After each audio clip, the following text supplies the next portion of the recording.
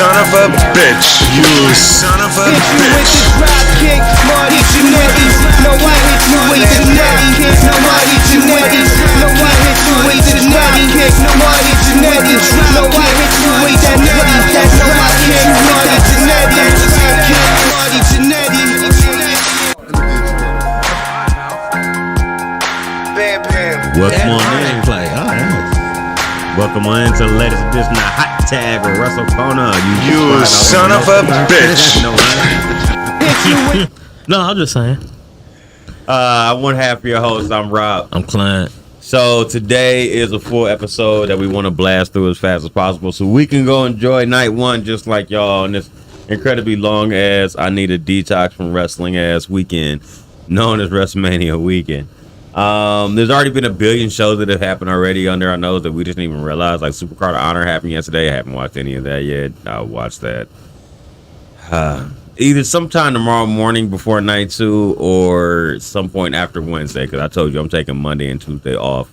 No wrestling at all. I might not do sports.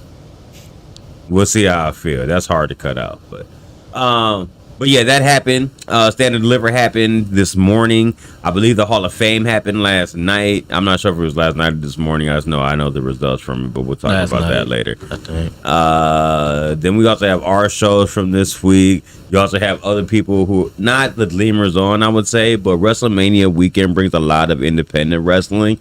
It's like, I like the fact that though it's the biggest weekend in wrestling for the biggest company in wrestling, it's also other indie companies, not their biggest weekend, but maybe a great weekend for them because they go to that same host city that Mania is, and they go make their money off of some good shows too. Joey Janela's Spring Break's always around WrestleMania. Effie's Big Gay Brunch, which I think happens a couple times during the year, but I know they have one that always happens around WrestleMania. We talked about a Stardom show that you wanted to go to. That's happening in Philly around WrestleMania. Supercard of Honor always happens around the same weekend as WrestleMania, so on and so forth. So this is a good weekend for wrestling overall. You know what I'm saying? They got the WrestleCons that happen, which are all year, but they're especially big during WrestleMania season, you know what I'm saying? And things of that nature. So we're here providing our content to the heap also. So we're going to start off with our news, a little bit of a rundown. Our dark side this week is about the life and times of Harley Race. We'll speak about that legend. Our Mount Rushmore is Jim Ross calls. One you may not consider all-timer, but I had to sneak it in to have some AEW representation of Jim there. And it's my favorite Jim Ross AEW call of all time. And then I'm pretty sure me and Clint's aren't crossing over. Some might because, you know, some are just so iconic you can't help it. But at the same time, we both have our versions of what we feel like are our best Jim Ross calls. And then our TV report from this week, Collision makes its return. So we both have, you know, our 3 shows this week, and it's normal. So let's jump into the news there, pal. You want me to start up, or are you ready? I will start off with a couple of stories pertaining to one Cody Rhodes. He has had a busy couple of days. First of all, I mean, he has signed a deal to become the first WWE superstar sponsored by Prime. That drink is absolutely disgusting. Disgusting. Of course, it's owned by Logan Paul and his business partner KSI. Basically, short tweet. He basically said, our first superstar, welcome to the Prime family, Cody Rhodes. Hashtag finish the story. And Cody responded back with, adrenaline in the soul, adrenaline in the bottle. And then Paul said, no, Code. Yeah, don't go mix lyrics from your theme song with that crap. The same thing I was thinking. So, that, and then also his tour bus caught on fire. Last night. So, his message to his fans about his tour bus caught on fire. He said, before you hear anywhere else, my tour bus caught on fire last night. Everyone is safe and okay.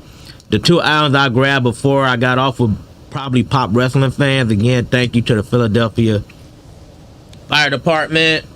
He said that those 2 items he grabbed was his wrestling boots and a photo of his daughter. Pat McAfee, who co-hosted the special Pat McAfee live special show from Philly, mentioned that Cody called him at 2:40 in the morning about the bus catching on fire. Why'd he call McAfee? Like, what was McAfee supposed to do? Huh? Why'd he call McAfee? No, he called Cole. He called Michael Cole. Told him that the tour bus caught on fire. Oh, okay. Fire. Pat McAfee, he was just hosting. I guess Pat McAfee had like a show. Michael Cole was basically At the show. co-hosting Okay. the show with him. Okay. No, that's his boy. You know. So that's the two stories pertaining to Cody Rhodes. Next time he's with his boy, he need to ask him about that rap battle. Like, what the fuck was going on there? Next story, backstage update. So this will be the first WrestleMania without no influence from Vince McMahon. And a lot of talented superstars are very excited about that. And basically saying that prior to 39, he forced his way back into the company, which saw him make changes to creative plans.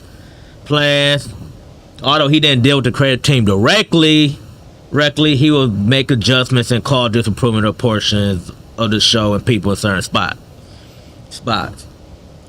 So basically, after not appearing behind the scene for a month, he reappeared at WrestleMania 39, then put his fingerprints on everything. Including basically he changed plan finishes, the matches, switching the person who was scheduled to win, and then flip-flopping it the other way. You know what I wonder? I wonder how did the person feel that he was telling this to? Like, well, I want you to change this or change this. Like, you know, he probably didn't tell like the wrestler directly. He probably told like the producer of the segment or whatever, right? And they had to go relay the news. But I wonder Probably told the ref. He had the ref tell him. Well, I'm saying though, I wonder did he catch like a strange look from the people for You know, it? he probably did. Because they're probably I wonder if they're thinking like, well, I thought you wasn't in charge no more. Right. Right? You know what I'm saying? So they probably give him a strange look and he's like, what, you're not gonna do it? I'm Vince McMahon, damn it. And then they're in that quandary like, well, now I feel like my job's on the line if I don't do what he says, so now I gotta do it. I just wonder how they feel. This seems like a strange situation to be in. Also, they said that they said he been in favor of Roman Reigns defeating Cody Rhodes to retain last year, but they said this was already decided well ahead of time. So whatever happened, no matter how you set it out, Roman was going over. Like, so Cody wasn't going to finish the story last year. He has no influence over the show, not by himself or by proxy. So that means nobody wasn't. That's a damn lie. Bruce Pritchard's somewhere around there. No, but it's That's his proxy. They believe that there's no longer incentive to further create preferences or agendas that Vince may have. They also feel that Vince is more concerned spending time with real life issues facing him with the Janelle Grant lawsuit and other incidents. Oh, shout out, Guardians won again, 3-1. Also, they said they have a feeling that this is the truly first Vince-free WrestleMania weekend with no fear of him fucking up everyone's good time, as he legitimately is no longer there. That came from a top talent. Wonder who that top talent was. I probably one of those people that Vince probably was the name last year.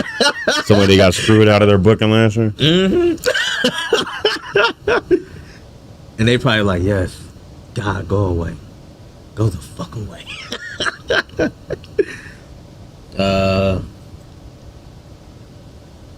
Okay. So Ronda Rousey.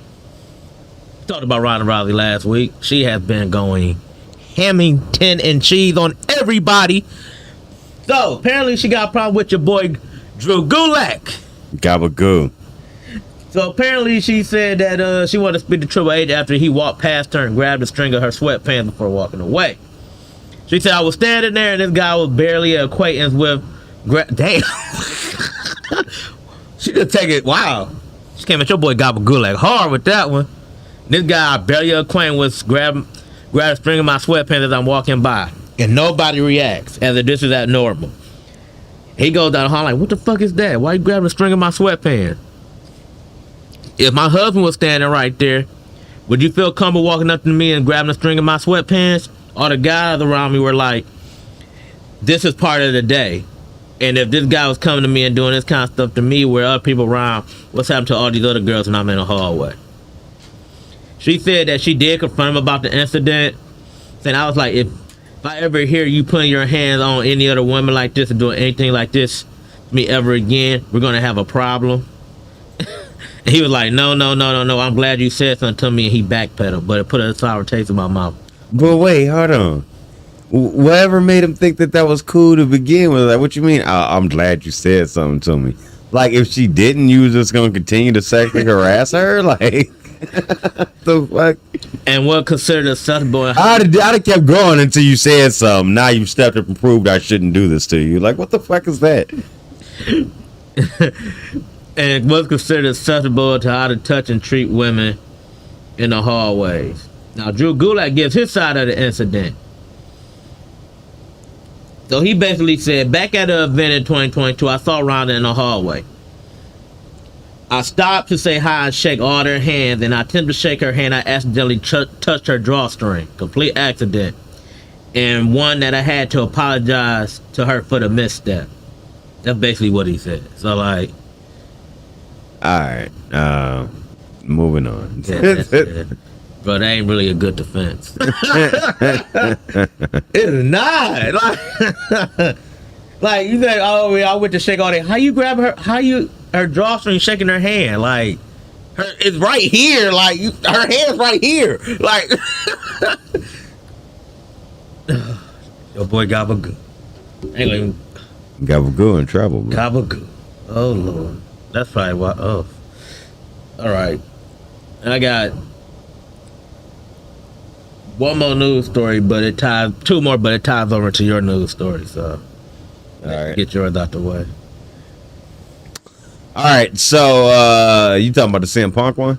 That and the cuts too. All right, so we'll get there in a second. Let's start off with this one first. Paul Heyman said that they have had an ending to the bloodline, but have had it rewritten multiple times. During a recent interview with the Ringer, Paul Heyman of the WWE and the Bloodline stable revealed the ending of the group has been rewritten multiple times. Below are highlights. Heyman on the meeting behind hardcore wrestling. Quote, I never considered hardcore wrestling to be the pursuit of blood. I considered extreme hardcore to be a testament to the work ethic, and that was involved. We had an excessive amount of blood in ECW because others couldn't offer it. Heyman also champions the broad range of talent that ECW put on display. Quote, we popularized Mysterio versus Psychosis. We popularized Malenko versus Guerrero. We innovated the tap out instead of I quit in professional wrestling and sports entertainment with the character of Taz. It wasn't just the action in the ring that made ECW stand out from the competition. It's gritty, in-your-face production values and soundtrack plucked straight from your favorite radio station. Well, you basically just admitted that you were just stealing music there. So, anyway, also attracted attention. The stunts and visuals, the music were a counterculture of presentation. Quote, Paul Heyman on the ending of the Bloodline.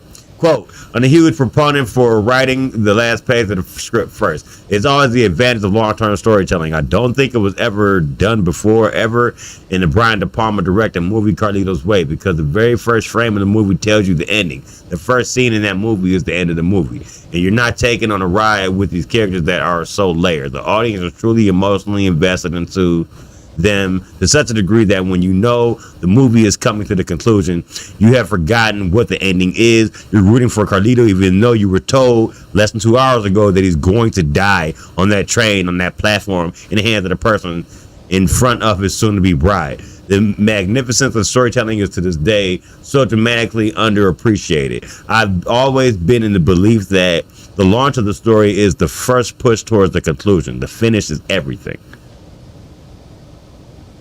And how it's been rewritten multiple times. All that being said, I think I would suggest that the ending of the story has already been rewritten multiple times because the world has changed since the inception of the Bloodline story. Therefore, what was a clear vision of how this should play out for almost 4 years ago changed along the way based on not only the audience investment into the characters and the stories, but the world itself. If you think about it, it's 2024. This probably started pre-pandemic, Yeah, like right after SummerSlam 2019. So yeah, he's right, bro. man. Time's passed. Paul Heyman, right? The audience investment in the character and the story, but the world itself, society itself, pop culture itself, sports culture itself has all changed. And now we can see the trajectory that we've been on takes us so much further than we could ever initially imagine. End quote.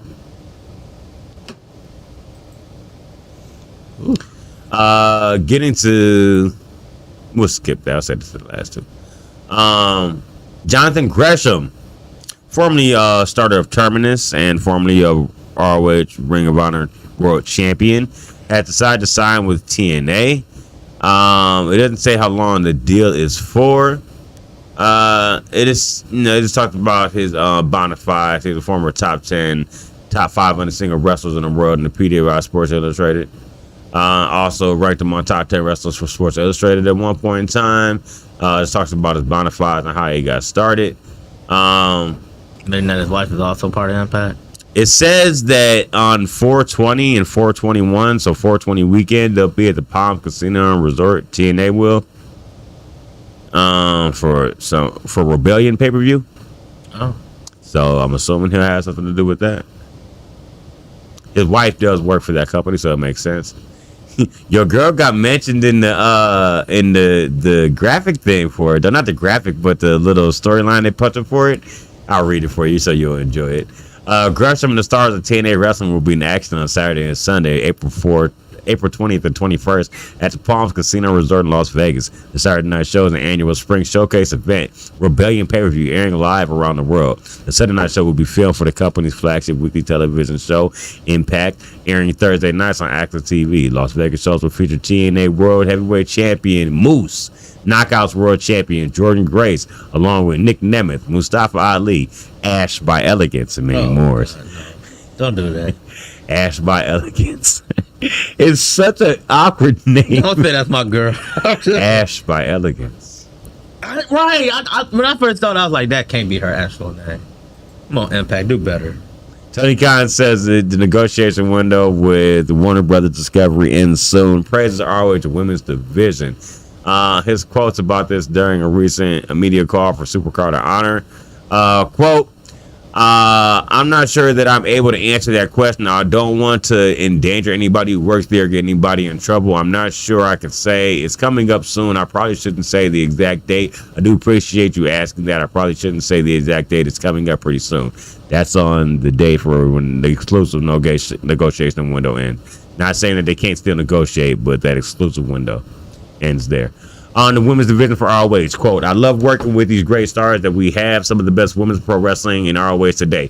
We had huge matches on the card, and in addition to the presence from Stardom that we talked about, which is making the card even stronger. We've got great championship matches, including the first ever Ring of Honor Women's World Television Championship match, crowning a new champion who will be the inaugural champion, whether it be Queen Aminata or whether it be Billy Starks, the television championship, I should say.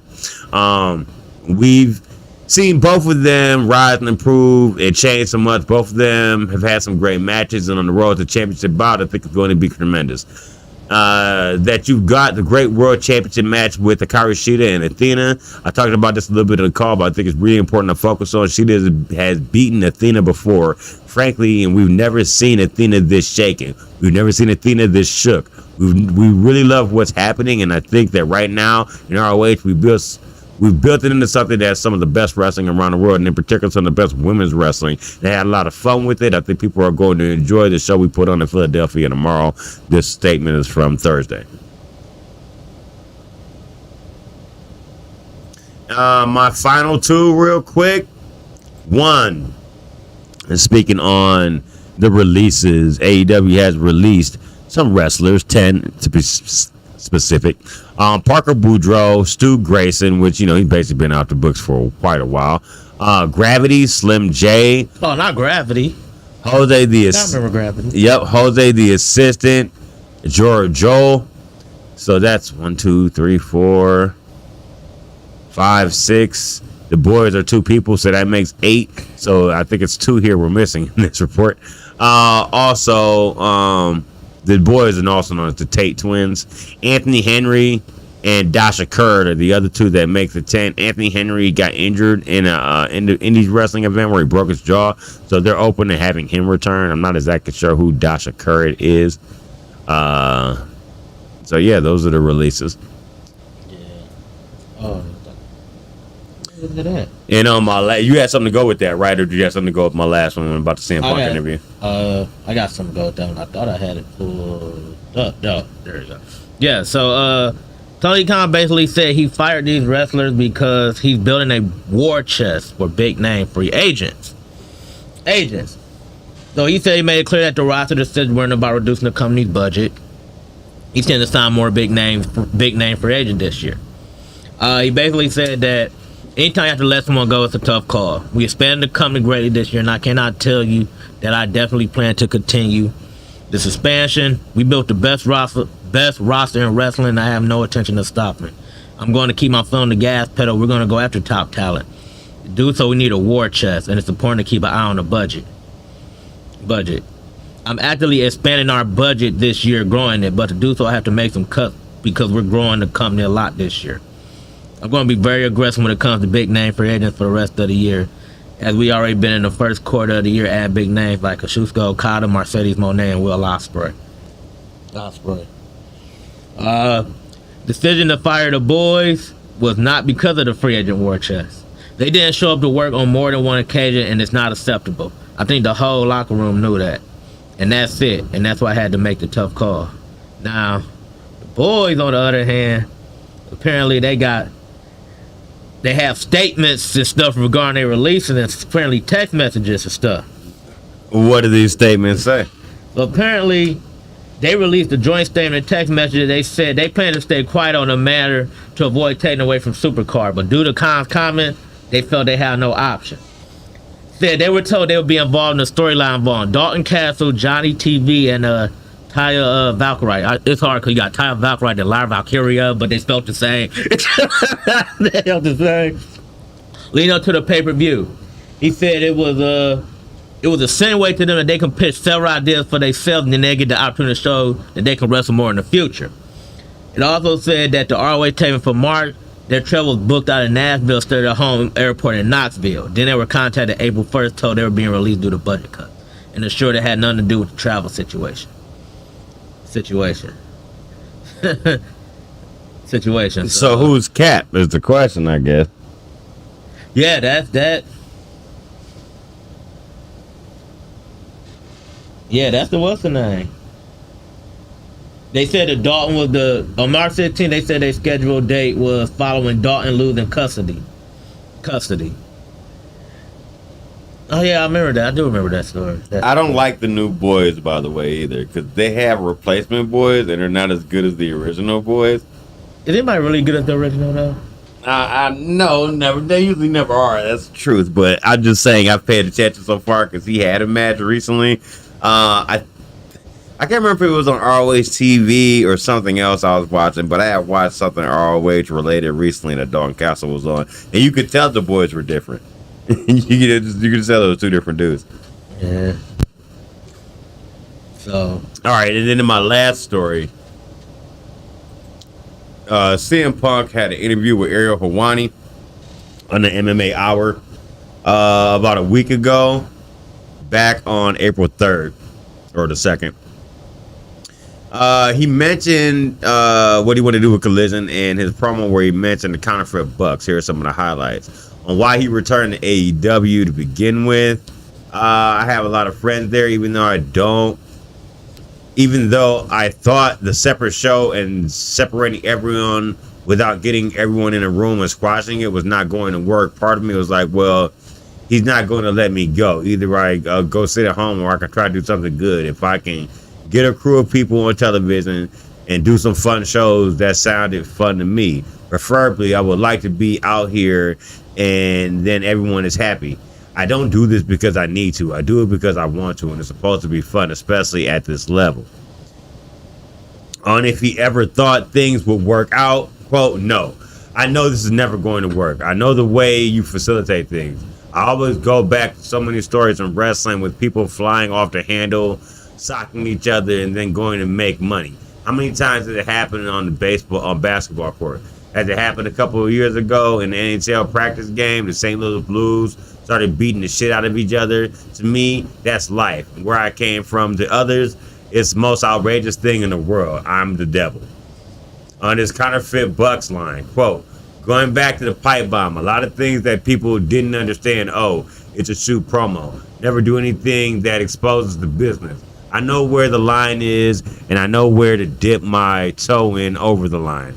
It changed the landscape of WWE. The reason I said Paul Heyman's name and Brock Lesnar's name is because I was not supposed to. Persona non grata. To me, it's not that big of a deal mentioning these two guys' names, but everybody, because they knew the rules and the parameters, and that would specifically piss somebody off, I said it. To me, I'm getting away with murder because I haven't even kicked the dog. Everything I said was related to everything on television. Same with that line. If you want to think that I was talking about somebody because I was talking about the currency and Bucks, that's on you. And that's the magic of CM Punk. I know where the line is. I say and do things that make you go, this is phony bullshit. But that guy is real. Now, if I'm real and I'm absolutely insane and everyone backstage hates me and I'm this diabolical person who's going to whip your ass if you do something fucked up shit, great.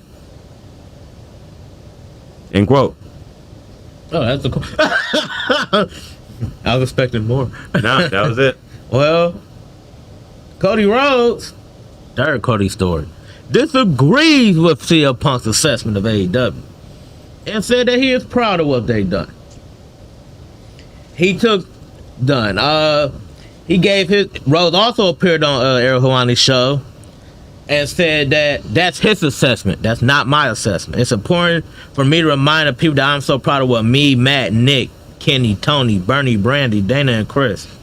I name all these people because I was in all those meetings. As much as the internet will try to spin a narrative one way, if one of those people have not been at that startup level, this company would not have happened. I'm so proud of what we created, and I'm insanely proud of what it had done for the industry overall, for wrestler and well-being and ability to feed their family. I have an unbelievable love for so many people in that locker room, including the Bucks and Kenny.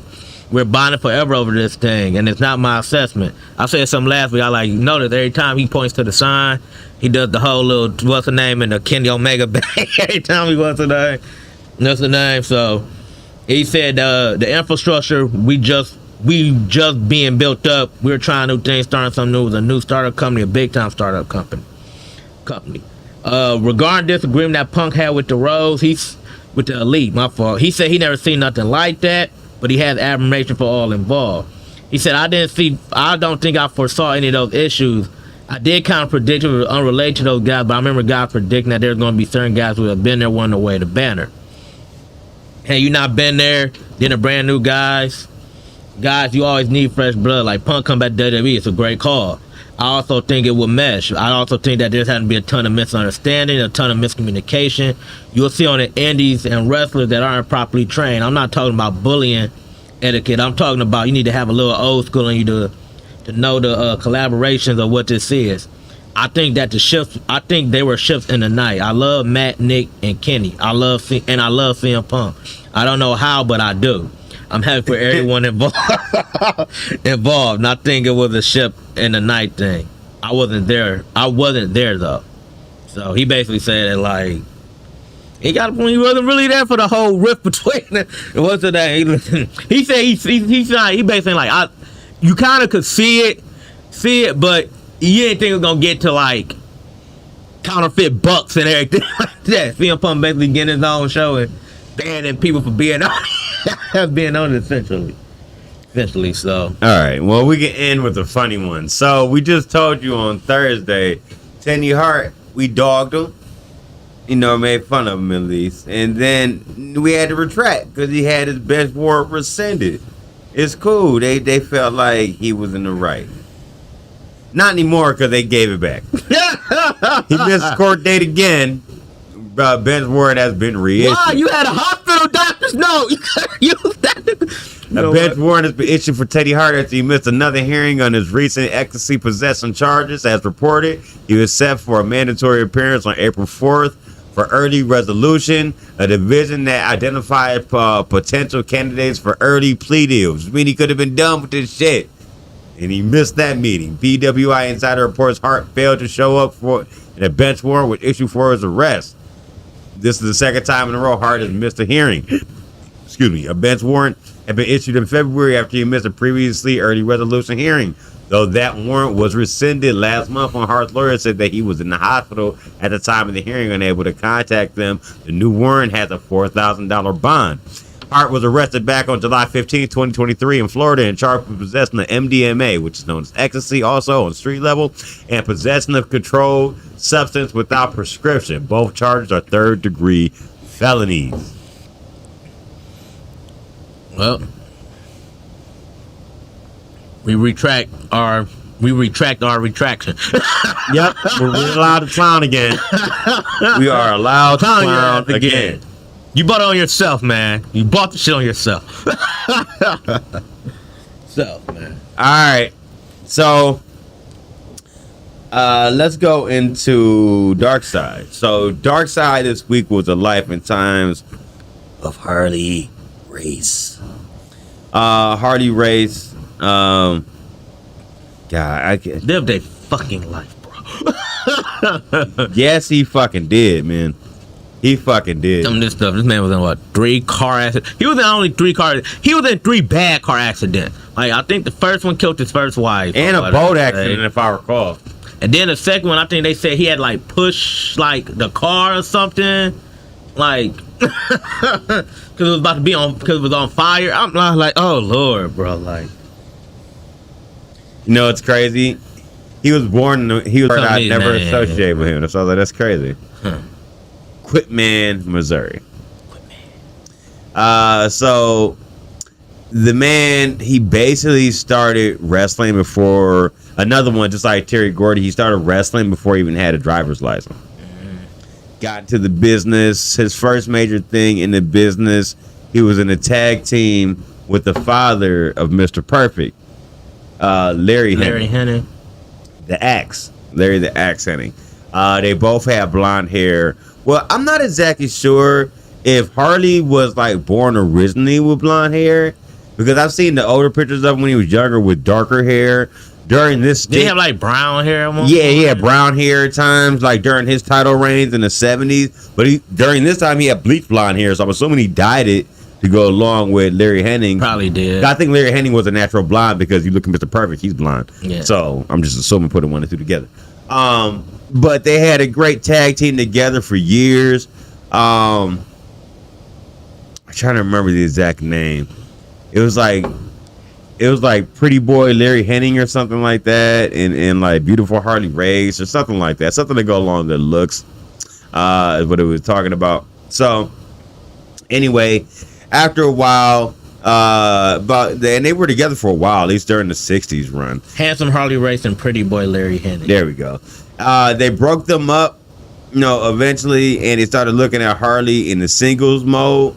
And eventually it got to the point where Dory Funk, and Dory Funk Jr. was the world champion. His father, Dory Funk, is part of the NWA, the committee that voted for the champ.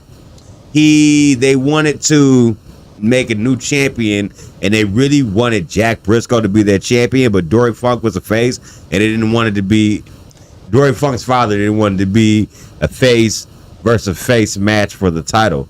So essentially, they looked at Harley at first as like a transitional champion because he was always known as a heel from the point that he started his singles run. But he was so hard-nosed and believable because he's just such a hard-ass individual that he became more of a mainstay champion and not just like a transitional champion. That's how he ended up being an 8-time NWA's champion, because they believed in him in that role and they could put it back on him multiple times and not have to worry about the outcome. Harley is just a hard-nosed ass person. One of his friends from when he was younger said that he would let older kids in school or older young guys or whatever just walk up and steal on him. Just punch him in the face and punch him in the stomach, and he would just keep getting up and just let him do it again over and over and over again. Just like prove his mettle or something like that. I'm not even exactly sure why he did it. He just did it. So gets out of school, The man punched his principal at 12. One of the things we skipped over this is something that we talk about surviving car wrecks. So his very first one that he had was young in his career when he was about 20 years old and his wife was 19. By the way, he was speeding at the time of that car accident. He was pregnant. It was during the snowstorm. His young wife was 19, pregnant with his first child. He was about 20. There was a jackknife 4x4 like truck in the road.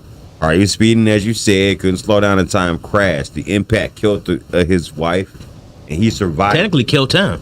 He survived it, though, and it just put a little hindrance on his wrestling career for a couple of years, but eventually he came back to it, though.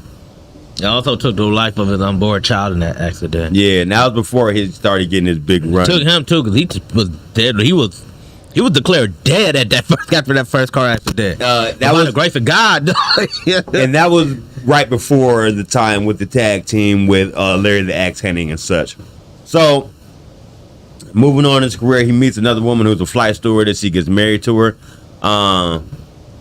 Yvonne, I can't even pronounce her last name with the H. So, we're just going to call her Yvonne Race.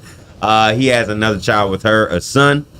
And basically, he was always on the road all the time, so he was never really home.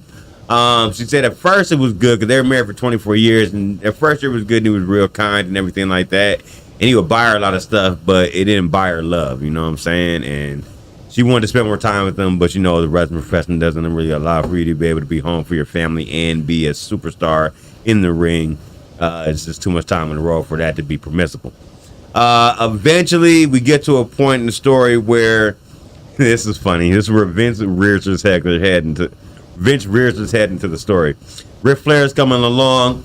They decided we want you to put the belt on Flair. Flair's first official title run. He's still a babyface at the time. This is even before the Horsemen. He's gonna do the Flair for the gold thing, whatever for the name for this. So he has a meeting with Vince McMahon before Starrcade, and Vince McMahon tries to pay him, I believe, $250,000 to not do the match. Or like throw the match or whatever. And Hardy Race was like, "No, man, I made a promise, bro. Like, I'm loyal. Like, I can't do that. I can't just bail just because you come and ask me to, throw this thing off for him."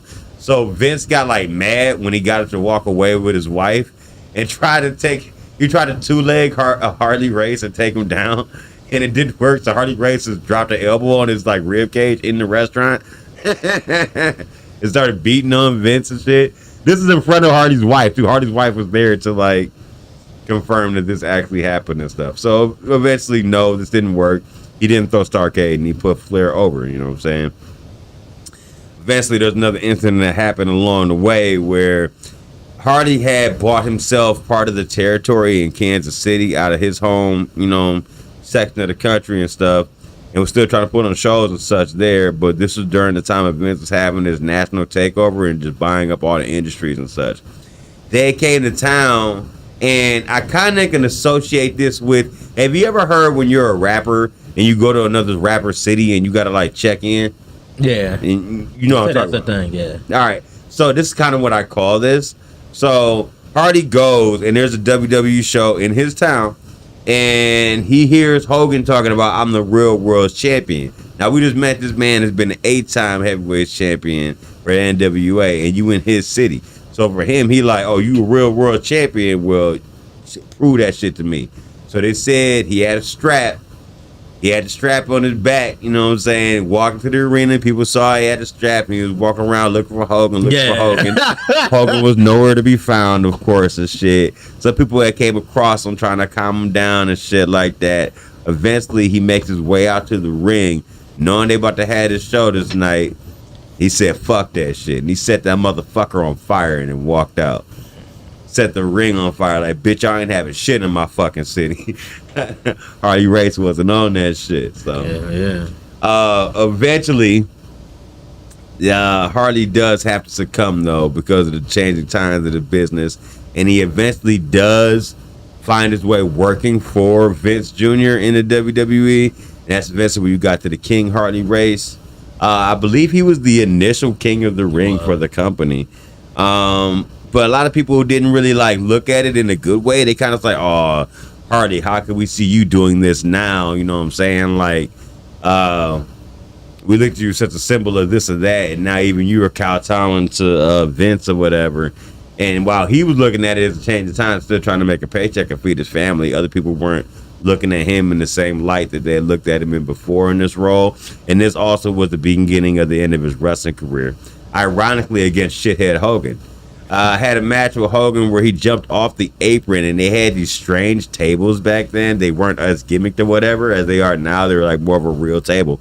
Well, however he landed on the table, like one of the middle bars from underneath the table, like stabbed him in his stomach, and it caused him to have a hernia, like inside. So by the time, like after the match, his son found him in a hotel room. He had passed out, curled up in a ball, holding his stomach. They said he had some type of a hernia that ruptured in the stomach, and he had to get like his insides taken out, like his intestines and stuff like that, and it messed him up real bad. This was about 87. And that basically ended his in-ring career. Even though he did make a small comeback after that, like around 1990 for a few matches, but his in-ring was done. But because of his name and stature of who he is, WCW still wanted to keep him and bring him in. So they brought him in as a manager. He became the manager for Big Van Vader during his world title reigns in the early 90s, like 93 through 94 and such. And his time there. Eventually, though, he does leave there. And at first it was a really good situation for him there, though, because he knew how to control Vader, so he could speak to him and get him to actually listen to him, because Vader was real hard-headed and stuff, but they knew Hardy was a good influence on him, and Vader would listen to Hardy. So it was a good pairing for the two. Eventually, there became a situation where Hardy ended up getting let go from WCW, which this wasn't on the documentary. I just knew of this because I was recently listening to a podcast that was talking about some of the time Vader was the world champion in WCW, and his hate of Hulk Hogan and how their feud went down from, like, I think it was 95 Bash at the Beach or something like that. Anyway, so eventually Hardy does remarry after his first wife leaves. His first wife leaves after the incident that we spoke about with the boat crash, where he was drinking one day on the boat, just, was drinking at the house, just took off on a boat before anybody could stop him. He saw two people coming up, and I don't know if their boat had crashed or if they were drinking too, but somehow the situation, it worked itself out where when, like, they had to go to court for it, like, the charge was, like, manded down, like almost like a manslaughter type of thing, when it could have been a lot worse considering that he was drinking and driving, even though it was a boat vessel and not a vehicle. But either way, he like crashed the boat, saved it, attempted to save the people, pulling them back on land, even though he was wasted himself. I think one or two of the people did perish. One might have been paralyzed from the situation. And then I don't know if this is because he's Harley Race, being who he is or not, but like, the charges weren't as bad as they could have been, but for his personal life, it was, because this is the moment where his wife Yvonne said, all right, I'm getting divorced, I'm out. So that ended that relationship. From there, he did remarry. He started doing his own thing in his life. He started like a wrestling school, did train such legends such as Trevor Murdoch, who's a former two-time NWA champion, in the recent couple of years. He got remarried to a woman named BJ, who passed in 2009.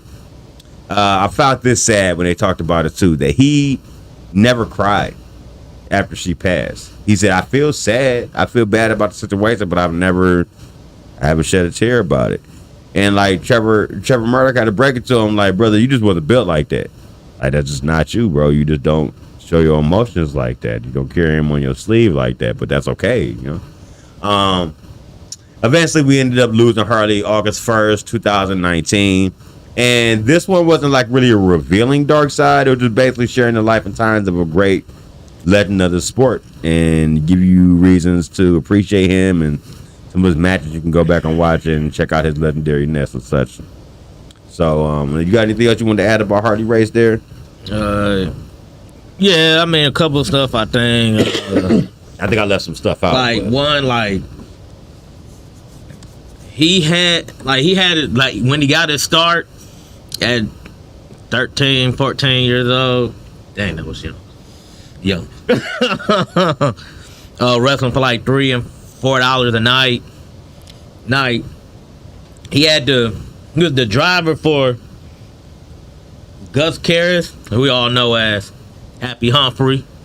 Oh yeah, I forgot about this. He had part. to Yeah. bathe that man. He was his driver, had to bathe him. And he said in order to do it, he had to do it for garden hose and a mop. Because he's almost like 700 pounds at the time. They said that but that they said dude. that's a lie. They said they think he was more like close to 800. But they said that dude for real, Happy Humphrey. I'm either thinking of him or I'm thinking of Big Daddy. One of the two had like a 50-year career, bro.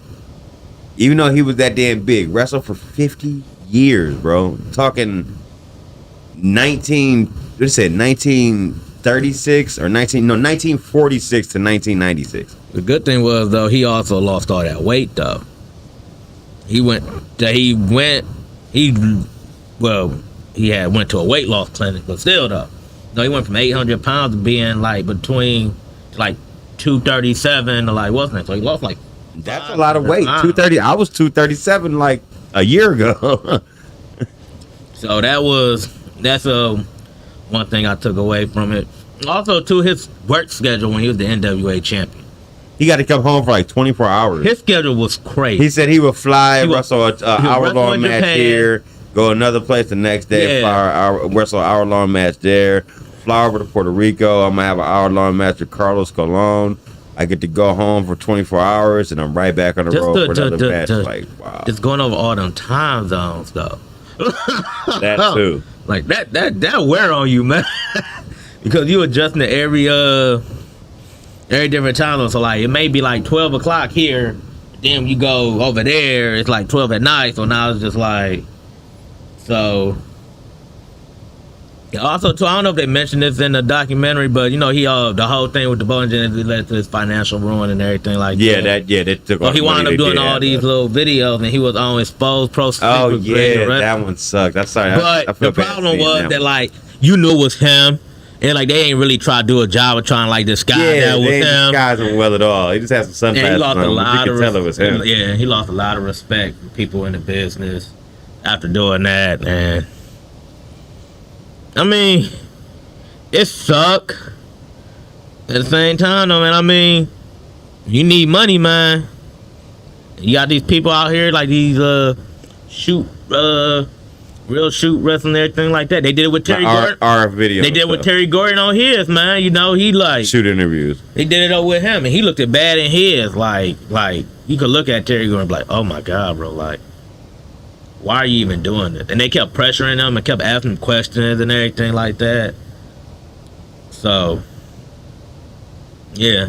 And also, too, I think something else that I think they said that when he tried to attack Vince McMahon, man, one thing they said that, I don't think it was mentioned in the documentary, but they said that when he was dying, somebody told Vince, they ran back to Vince, like, what's the name? And like, they said Vince instantly asked, like, what can he do? Like, what bills and everything do we need taken care of? Like, Vince instantly, like, immediately, like, took care of Harley. Like, he did everything that he did, though. So, he's still an asshole.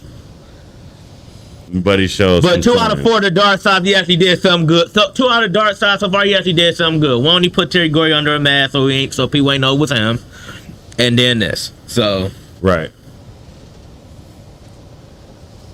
that's all I got from that, though. That's a couple things I got from the dark side. And then next week is... Who is next week's dark side? I have not seen the preview for next week's Dark Side yet. All right. All right. Well, let's get into Mount Rushmore now. Our Mount Rushmore this week, for no particular reason, just because I listen to the man's podcast all the time, I decided, why not? Let's talk about him. Our Mount Rushmore for our top 4 Jim Ross calls. He's had a million of them. Many of them are memorialized. Son of a bitch, Slobber Knocker, Jezebel, so on and so forth. There's many here that we can discuss. We're going to get into a couple of them as we speak right now. So I want to start off my first. I have some sound bites for mine. Clint does have sound bites for all of his, but it doesn't matter. We'll figure it out. So starting off, let's see. I hope it didn't move. I really hope so. I really love this one. No, that's not it. Not it. All right, so my first is had it pulled. I might have to research for this one. So I'm gonna go to a different one, and then we're gonna go to one of yours while I find this one. Oh man, of course it did. That's all right. I'll find it again. So my first one is this one he's done multiple times for many different moments. My favorite is when he does it after the man wins the world championship.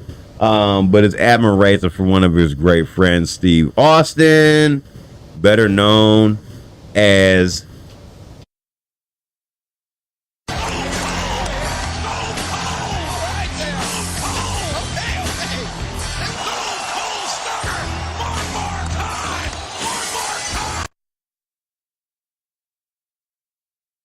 It's just iconic, bro.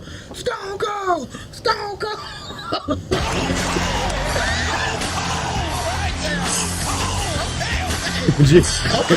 Lawler's trying to get him to calm down. You're like, okay. One more time. Oh God, that was one of mine. That's the first one I thought of was Stone Cold. The way he said it, bro. Oh man.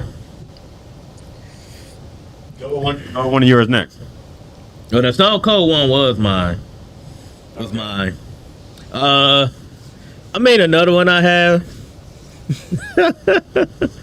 I mean, it's simple. You got the ones like government mule and all that, and like slobber knocker. Good God Almighty, but by God, everyone he just throws out of random. By God, I'm like, oh, like man. So that's another one. Yeah, so many though. Like, so that's. We both got the same one on that one. Okay, all right. I'll go with another one. This is my favorite one from AEW, and it goes by quick on this soundbite. I can't seem to find the longer version of it. But when he said it, I was on the floor. It just had me dying, and it was just random as fuck. I'm a bitch. Yeah, I'm the bitch. I'm a bitch. I'm a bitch. Yeah, I'm the bitch. I'm a bitch. I'm a bitch. Yeah, I'm the bitch. I'm a bitch. I'm saying it. Oh God. I'm a bitch. Yeah, I'm the bitch. Yeah, I'm the bitch. I warned I'm a bitch. Yeah, I'm the bitch. I'm a bitch. I'm a bitch. Yeah, I'm the bitch. I'm a bitch. Now, when he said it, he was referring to Jade Cargill. She was talking about herself in the third person, so he just kind of went off on a tangent, but it was hilarious. It was hilarious when he said it, so I had to put that one there. So that's my AEW one I couldn't find before. You got another one before I go to my second? Yeah, I got another We one. had one tied, so. I got another one. And the one I always say was like, my God, he's broken in half. He's broken in half. Oh, I have that. That's part of my got me one for that. that's part of my my number one was anything from Hell in a Cell 98. It was like the whole match. So this is what you were talking about.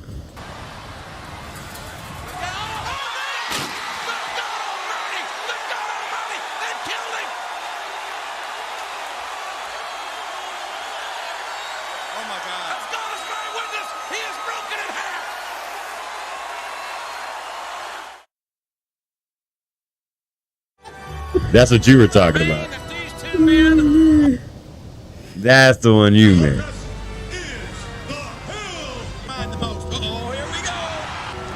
I'm gonna let this one play out. It's the same one, but there's a bunch of them all in one.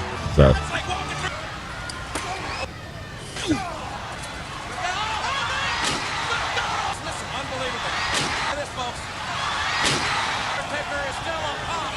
Hell in the Cell match.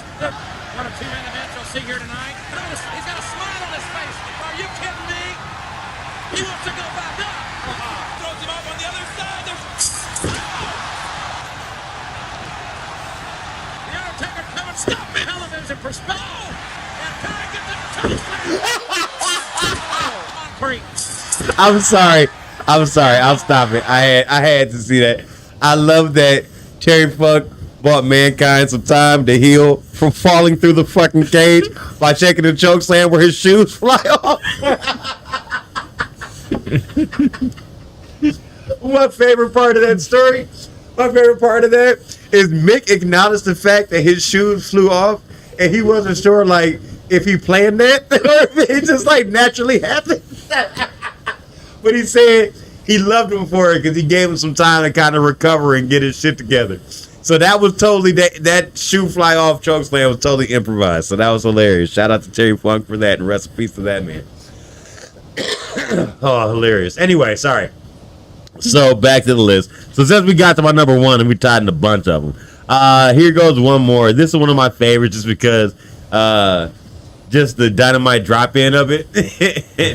This is during the reveal of the Higher Power segment from WWE back in the day with the Undertaker and the Ministry.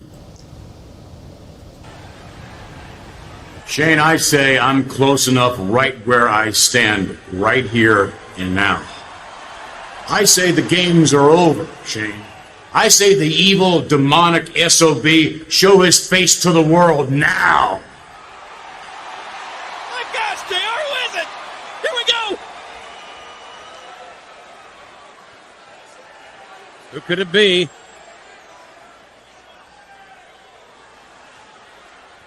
It's me, Austin! Oh, son of a bitch. What? It's me, Austin! It was me all along, Austin! Damn, I cannot believe he's...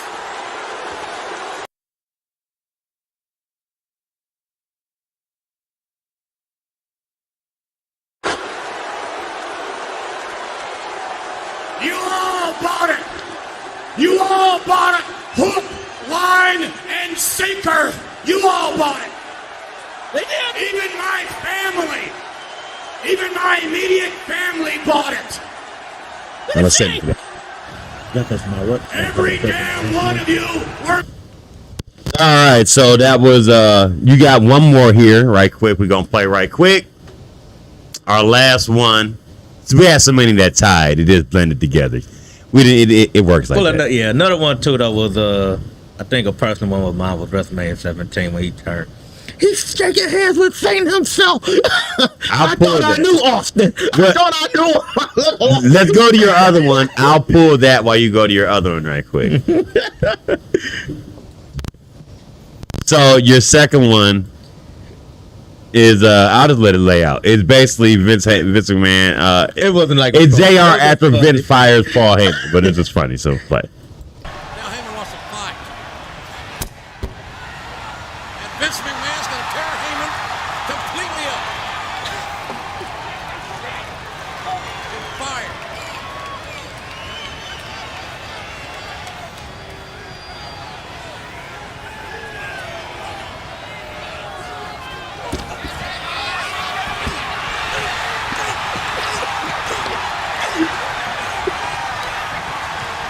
Come on, you son of a bitch! something like that. Get him the hell out of here! All right, that's that right there. Introduce you, Mr. Heyman!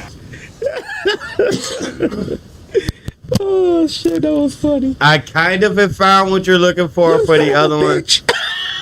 That's the way he said it. I kind of found it, and I kind of haven't. Let me see if this is it. I'm not exactly sure. Well, ladies and gentlemen, there we saw a handshake that virtually stopped my heart. Stone Cold scheduled to be here momentarily. One of the greatest. And I think he's got a lot of damn experience to do.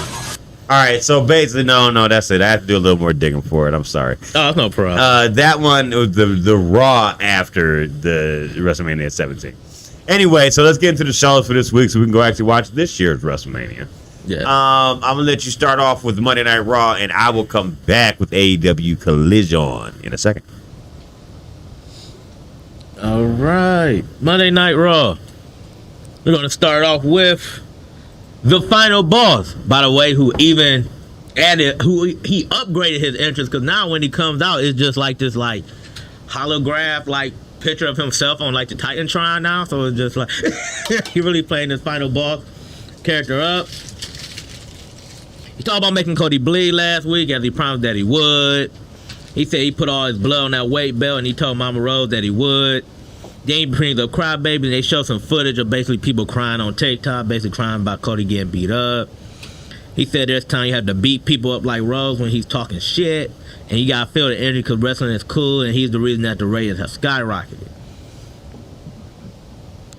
He mentioned how that like this is the highest gate in Raw history. He talked about how he ain't come back alone, so out comes the bloodline. The fans start chanting yeet.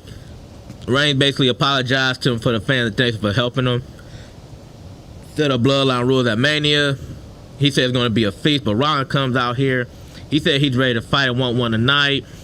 They ain't talk about this being the biggest Raw ever, so he want to fight The Rock or how about Reigns. Rock says no, but Solo basically cuts off the mic and said, "You're not fighting them, you're fighting me." And The Rock made it bloodline rules. Next, Rhea Ripley was on the MMA Hour earlier today. Ariel Helwani when Becky Lynch. So this was funny. So basically, the previous Raw, Rhea made a comment about Becky being next to her door so that she can call Rhea mommy. And that he Becky Lynch when she said that. So I guess she's been calling Ariel Helwani like all day while Rhea was on there, because he kept bringing the fed like, "Oh, Becky's calling me again. Becky's calling me again." Yeah. And she's like, put her on. So she put her on, and she basically said that she's outside the building. She's looking for a fight, and they let her in the building. They get into a face-to-face. Next, we get DIY New Day versus Judgment Day. They got a lot of people. They got basically most of the teams in the Mania match here. Priest basically, this match got to a point where it was like everybody get their shit in, but Priest came in and basically cleaned out everybody. So, and then basically everything breaks down. Gargano hits a dive, and he landed real nasty. You thought for a second his head was about to he's about to go head first into the announce table. Priest basically takes everybody out, chokeslam, razor edge. He pins Ciampa around 5 minutes. Then The Rock basically said that he got some things tonight. Roman goes off to write Paul Heyman's speech, which basically is he basically introducing Paul Heyman. We get a training camp montage of Sami Zayn.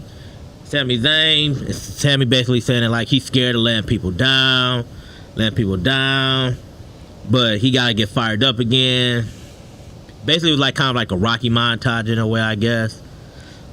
Judgment Day comes in, but they did not like when Legado del Fantasma come in. Priest pulls Damien to the side. No, Priest pulls Damien to the side. Priest pulls Dominic to the side and basically tell him that like you need to get rid of them. And then Rhea basically told him they need to work on the communication because she didn't even know about this. Next, we get Sami Zayn versus Bronson Reed in the rematch from last week. The end of this match basically goes Gunter basically is beating the holy hell out of Chad Gable. Zayn goes to save Gable when Gunter leaves, only to come back and beat up Zayn for the DQ. Post-match, he chomped Zayn down and basically steps on his chest. Jey Uso running to Lil Wayne backstage, basically advice from the Mania. Wayne said deal. Apparently he got a new song. He's going to debut there. The Rock will be introduced. The Rock's grandmother will be introduced to the Hall of Fame by The Rock himself. Then we get Indy Hartwell, Candice LeRae versus Ivy Nile and Maxine Dupree.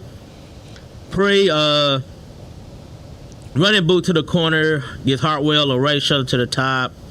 Dupree drop kicks them into each other, and she gets the pin at 3 minutes and 30 seconds.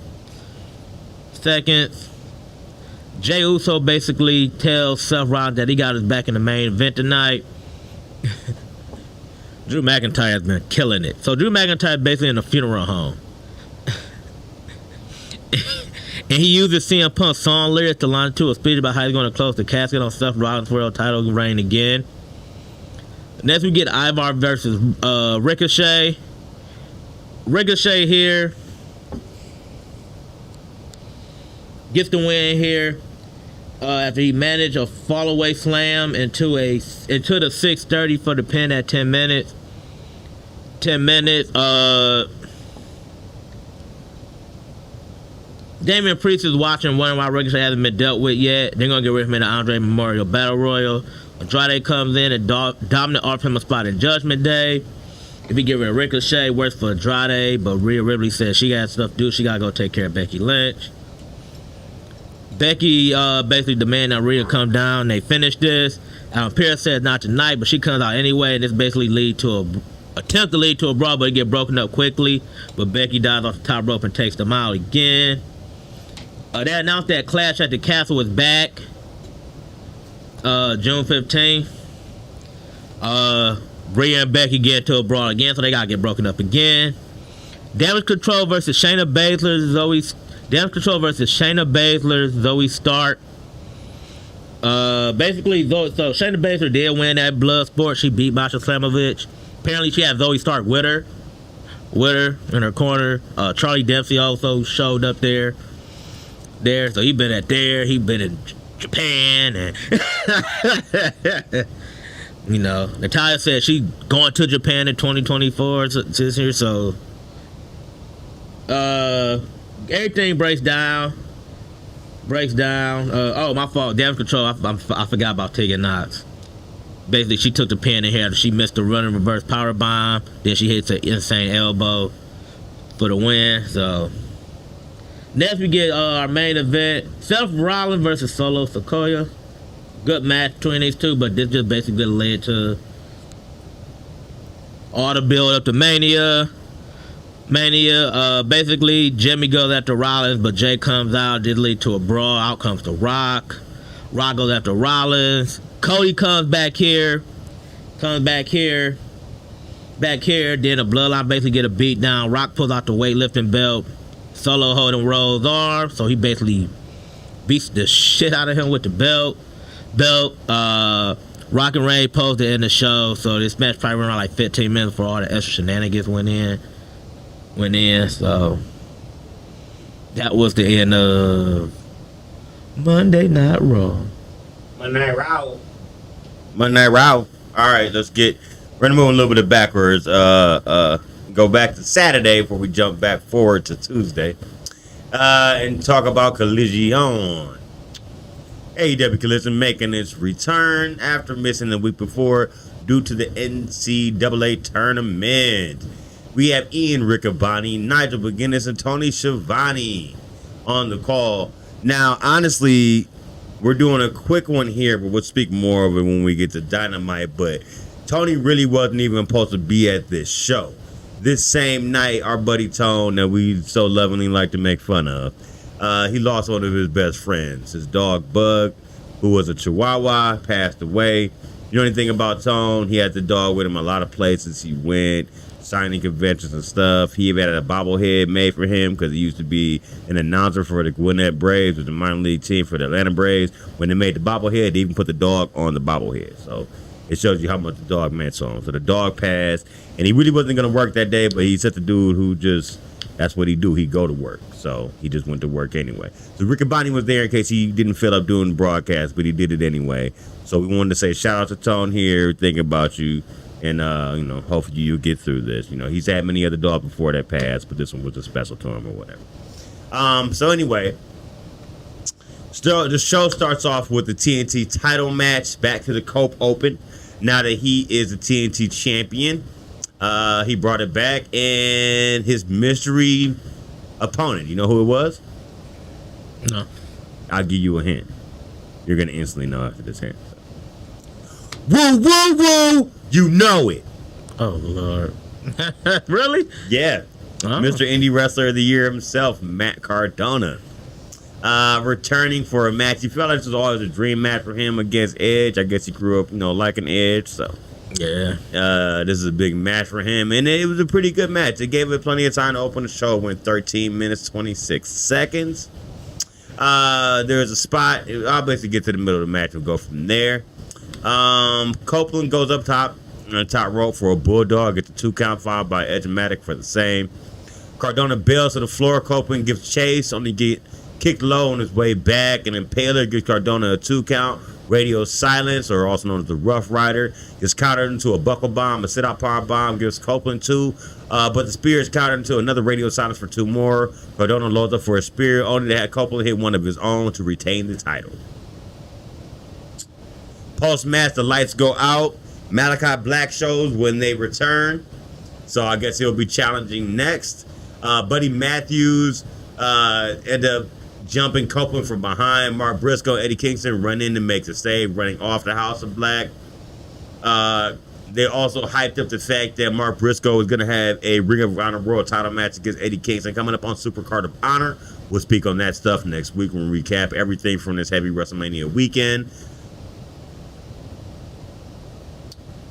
FTR is up next with an interview. They said they're not sure if they're the best tag team anymore, but want to be the first 3-time ROH tag team champions and the first AEW 3-time tag team champions. That means they'll have to go through any Cinderella team like the Infantry tonight. Then so be it. There was a lot of analogies because somebody else made an analogy in their promo. Actually, it was Big Bill to March Madness and Cinderellas and being 1 seeds and such. Tony Schiavone brings Billy Gunn and the Acclaimed out. No rap this time. Not because they failed at rapping. They just were focused on just talking shit about Bullet Club Gold in this one. And that's basically what this whole promo was that they came out about. Talking about how it ticked them off that they broke into Billy Gunn's house. Billy Gunn was a one-on-one with Jay White with no interference by the Guns. That's basically just why Caster and Bowens are out here to just basically say they'll hold them off backstage and then say they're coming after their trios titles soon enough. So we'll see where that goes. Tag team title tournament match. First up, FTR versus the Infantry. I thought the Infantry had a great match. This is a pretty good match. Went 12 minutes, 23 seconds. They gave the Infantry plenty. They let them get their shine on plenty to still come out and win it at the end of the day in the match. But them boys did get to shine there. This was not a one-sided match at all. Getting down to the main parts of the match.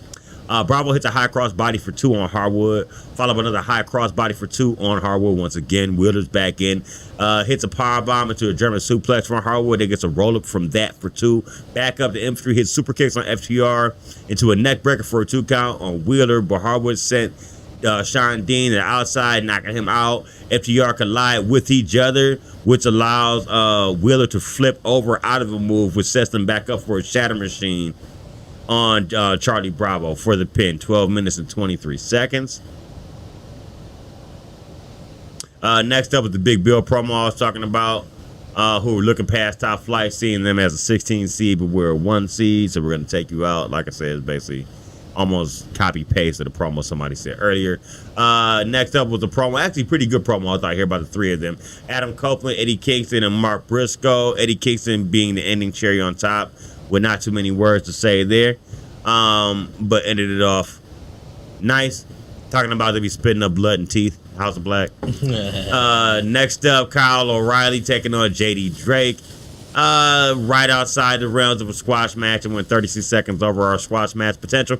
Kyle O'Reilly had a fair showing here again. Won this match with a cross arm breaker and made JD Drake tap. The Undisputed Kingdom comes out and congratulates him again. We'll see where this goes. Hasn't been awkward yet. It seems like everybody's still on good terms, but eventually, you know, heel face dynamics are going to kick in there. Next up, tag team title tournament match quarterfinals: Big Bill and Ricky Starks versus Top Flight. I believe, and I'm not positive, Clino, but I believe Top Flight was supposed to lose this match. I think Ricky Starks got hurt in the match, and they called an audible during it. And I'm not exactly sure, because I rewound it 2 or 3 times because I read that he got hurt during this show, and I was trying to watch for that specifically during the match, and you can kind of see where it happens. It's toward the end of the match, but the move that he ended up getting pinned by was where I was like, yeah, he definitely has to be hurt, because it wasn't even like a finisher. You know what I'm saying? It was just something like faded complete. Let's hurry finish this out and get him out to get him checked out in the back type of deal. So an audible on the fly sometimes. That's basically what it was. Darius wrestles Stark down on armbar and into a snap suplex. I put him down again. A slingshot high-low gets Darius a 2 count. It's off to Bill, who had Darius a bit nervous. His solo effort was a working Top Flight drop kicks and him knocking both of them to the floor. Starks offers a distraction, and then Big Blue drops Dante. Coming back from break, Big Bill missing a charge to the corner, allowing a tag to Darius to pick up the pace. A Pele kick to the outside, catches Starks. Then they get another roll up, a 2 count, despite Starks not really moving. So this is about the part where it seems like he may have been hurt. Darius used Dante for a launch pad for a tornado DDT for the pin on Starks. Yeah, that was a setup move to another move with the tornado DDT. It is like it should have been pinnable, but like I said, they had probably called it audible. Match has been going 9 minutes and 40 seconds. And they didn't linger on the ring long, so they got him out of there to get him checked out in the back. So we'll be coming back to this issue to find out exactly how bad Starks is hurt and what actually caused it during the match if he knows. Next up, this is surprising. CD, Christopher Daniels, living legend himself, calls out Malachi Black on Rampage. Oh, Lord. So I guess it's his warm-up match for Edge, I don't know. For Adam Copeland match, I guess, for Malachi. Thunder Rosa in the That's gonna be 9. a squash match. Unfortunately, let's call it the 9 o'clock spot. It's a little past 9, but you might as well say. Thunder Rosa taking on Lady Frost. Did get plenty of time, though. 8 minutes and 50 seconds. They go to the mat for some grappling until Rosa's shoulders are down. Frost is back up with some chops in the boot to the corner. Rosa hits a hard clothesline. If they come back from break, Rosa winning a slug out and hitting another clothesline. Rosa with a running drop kick off the ropes. Frost hits her with a scorpion kicks out the way of the trouble. Rosa isn't having it though. Hit the backstabber, setting up the Tijuana bomb for the pin. Post-match, Rosa shouting at the cameras and demands respect from Toni Storm. So we'll see where that goes. Actually back with Miss Storm. And she's cutting a promo here. She said that next week is Thunder Rosa versus Mariah May for a title shot at Dynasty. Storm turns the man asks if this is what she's been planning all along, and they kiss her on the mouth, kind of like The Godfather with Fredo kind of deal. But they never really went more into it and said that was genius. Like, if I was you, I did the same thing type of deal. So I guess she wasn't mad. I don't know. She says, I see myself in you and I love me. And what do you think? Oh, Lord. And what do you think about her? Fucked up. No, we're not done though. She says, I see a lot of you. Man, catch that. I see a lot of myself in you and I love me. What do you think about the lightning daffodil, huh? The lightning daffodil? Thunder Rosa. Oh, Lord. She was doing it during the match too. You did some funny ones. We'll get there. Anyway. Oh, God. So now we have our main event, Blackpool Combat Club. Claudio Castagnoli and Bryan Danielson and Katsuyori Shibata taking on Lance Archer and the Boys of the Righteous. Pretty decent match here for your main event. Plenty of time. 16 minutes and 47 seconds. Shibata ends up getting the victory here for his team. A sleeper on Vincent that puts him down and finishes him off with the PK kick. And that was the end of Collision. All right, going to NXT, so you had to reverse the what's name.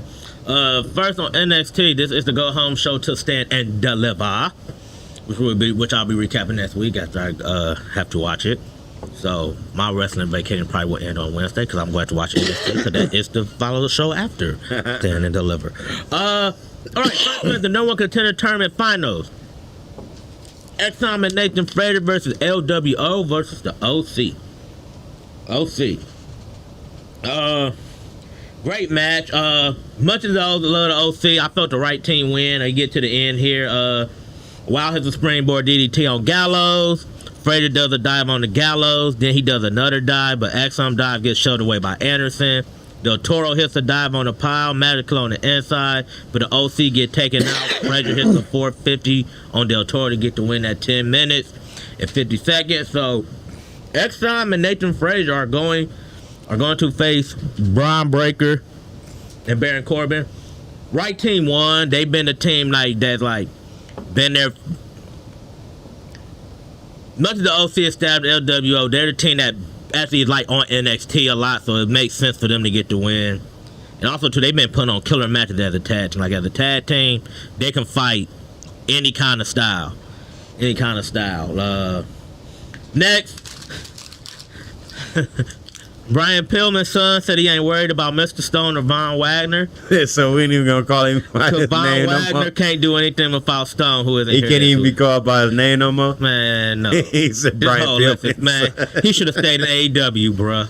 Because this Lexus King thing is not working, bruh. Like, Brian Pillman's son. and I'm not being disrespectful. I mean, that is who he is. It's just funny But he that you ain't is. using his It's name. just like, bro, I can't buy this Lexus King. Man, they gave you these necks and everything. You supposed to be like, man, you ain't, man, it's been a flop. And it's like we said, bro, it's not, bro, it's something about you. It's just like, it's you. Like, it's like we said, like with the AEW, it's just like you never stand out. Like I don't, he never stand, he gonna always be mid-card. He gonna always be mid-card. He said, "It's you." It's him, man. Like, come on, man, it's him. That was funny. Next, Dragunov finds a boot on his car. So he had to accept a ride to dinner from some of D'Angelo family associates, basically. Next, we get Fallon Henley versus JC Jane. This match ends in 4 minutes after Kiana James offers a distraction, which means we get a brawl between all the participants. In the 6-woman tag match, Jane hit the knee for the win at 4 minutes. Jane and her team go to the back with her young how she was never did hell friend, but now she's back to where she should be. Next we get let me see, did he win? Okay, he gets his name back because he beat Von Wagner in 5 minutes and 53 seconds. I had to make sure to see if he won this match. Make sure. Nothing special. He basically got a win on somebody with some status. Even though, do you really say Wagner has status though? Really though? So, I think not. Next, Natalia coaches up Carmen Petrovich before she faces your girl Lola Vice. Roxanne Perez comes in and says that there's a time when I would have listened to Natalia too. So basically, she's shitting on Natalia. Natalia. Then we get Carmen Petrovich versus Lola Vice. Vice wins, ironically, with the sharpshooter, taking a dig at Natalia. Dragunov is arrived. Instead of going to dinner, I guess he arrived at a warehouse for the dinner. Tony D'Angelo and the family arrive, and basically Tony sitting down, but nobody saying nothing. We're gonna get back to this later. We get Noam Dar. So he has a TV show now. The name is funny. He calls it the Supernova Sessions. That's what he calls it. And guess who his guests are? Laura Valkyria and Roxana Perez. Perez said she basically don't like her. She said you're not a champion because Indy Hartwell climbed the ladder fast. She said the only reason you're a champion is because Indy Hartwell climbed the ladder faster than me. That's what she basically said. So she shit on Indy Hartwell off. Get her one win. Then she said, then Lola Vice cost me my title at Vision Day by cashing in her briefcase. It was never my fault, but I promise to watch you fall off your high horse and I'll take your title. She says, I have it in me now. I know I'm not broken. Losing the title may be dangerous, and you already walking. And she said that she have a lot. Valkyria said Perez will have a lot to bitch about after Stand and Deliver, but Perez says that she gonna have a year worth of rage ready, and then basically Valkyria puts her to a table. Next, we get Obafemi say he's ready to crush Josh Briggs and Dijak. He gets first we get Obafemi versus Joe Gacy. Also another, like, you talk about Ricky Starks. They had to end this match quick at like 3 minutes and 30 seconds because it looked like Gacy got hurt in this match. Also like he went down bad. He instantly had to pin him with like a snake eyes move, pinned him, and then basically that was like the end of the match. So just like Ricky Starks, I mean, same thing with Joe Gacy. As much as I shit on the man, I don't want nobody hurt though. Like, you know, we don't want nobody hurt. Next we get Ariana Grace versus Ren St. Clair. Grace gets the win here in 4 minutes.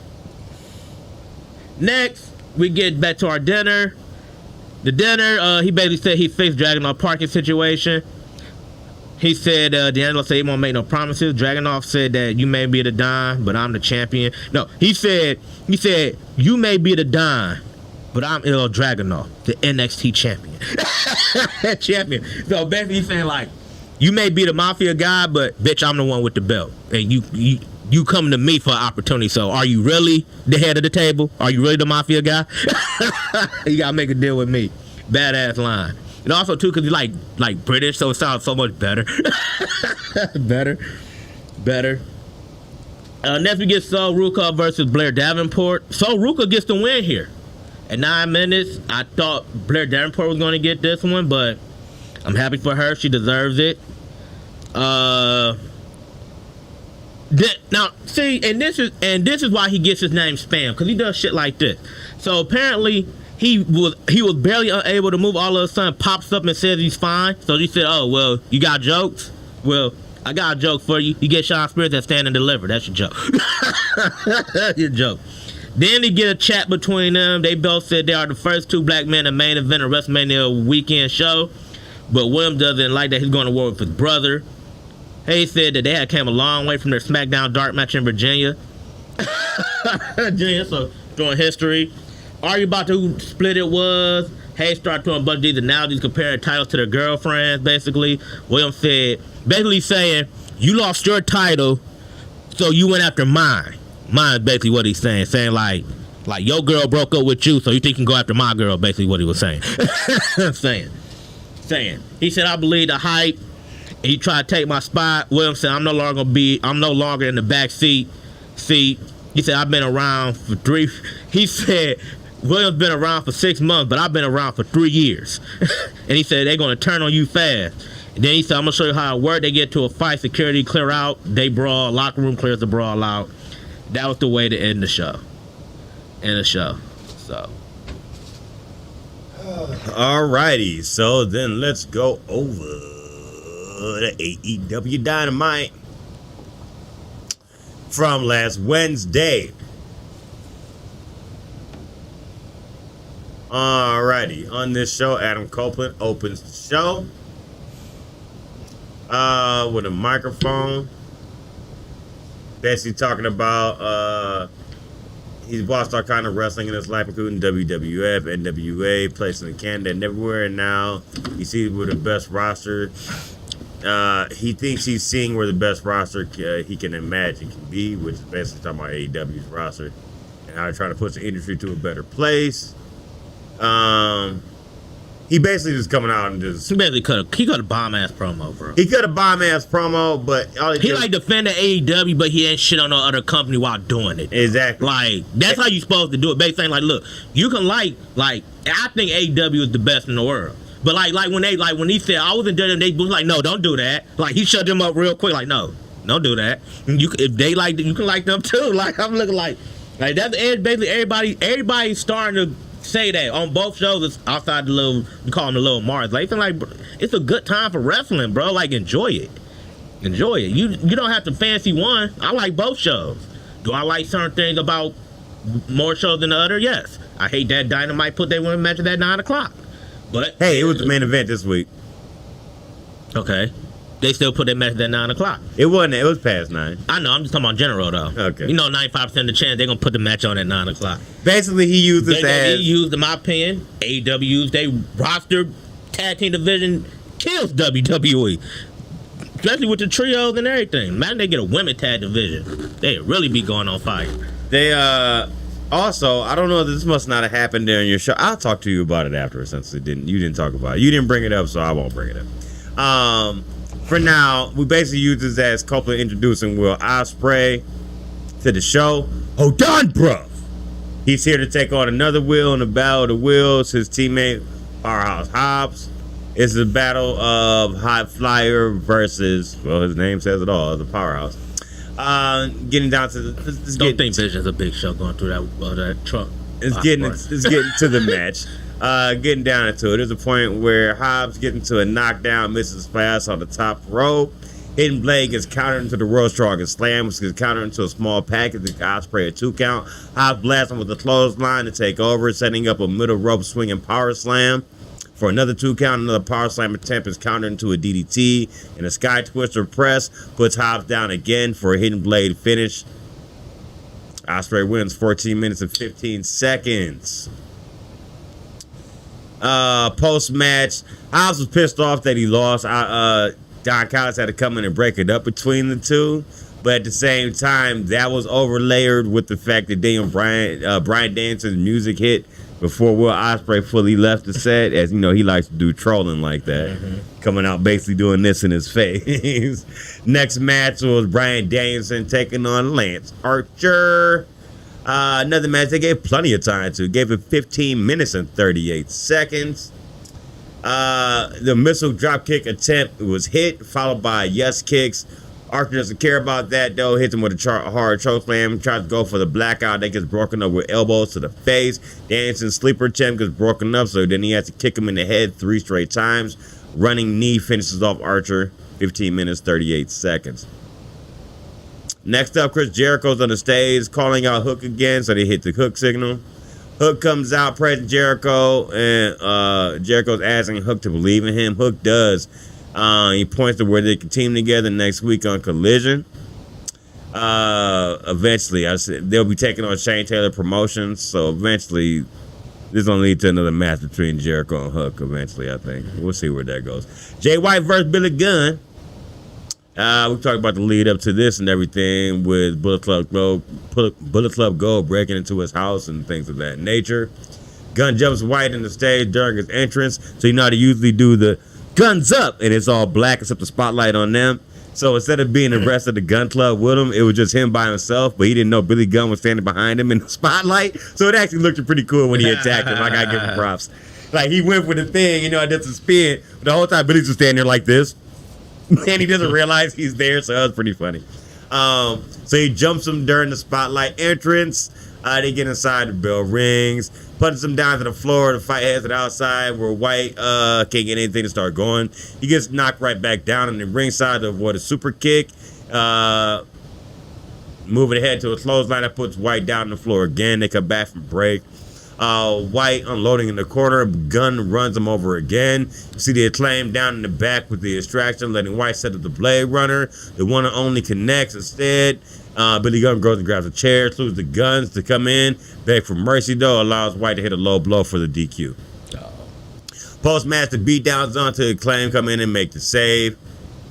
Eventually, the Guns save Jay White from going through the announcer's table. Willow Nightingale with Stokely Hathaway and Chris Statlander. Feeling mother fluffing great about herself. These aren't my words. I'm just Willow Nightingale grew on me. I'm just relaying the story. This is about getting a TBS title shot and talks about how she worked hard in this town for years. This is a home away from home for her, and she feels like she can be convinced she belongs here. Anyone can do it. Now she's ready to win the TBS title. She thanks her fans for the love and support. Hathaway proud of Willow's win, but here's Mercedes Moné to interrupt. She said she wants the winner of Willow and Hart because money changes everything. Then does her version of a money dance. That's basically what it is. Yeah, it is. And one thing I want to say about that.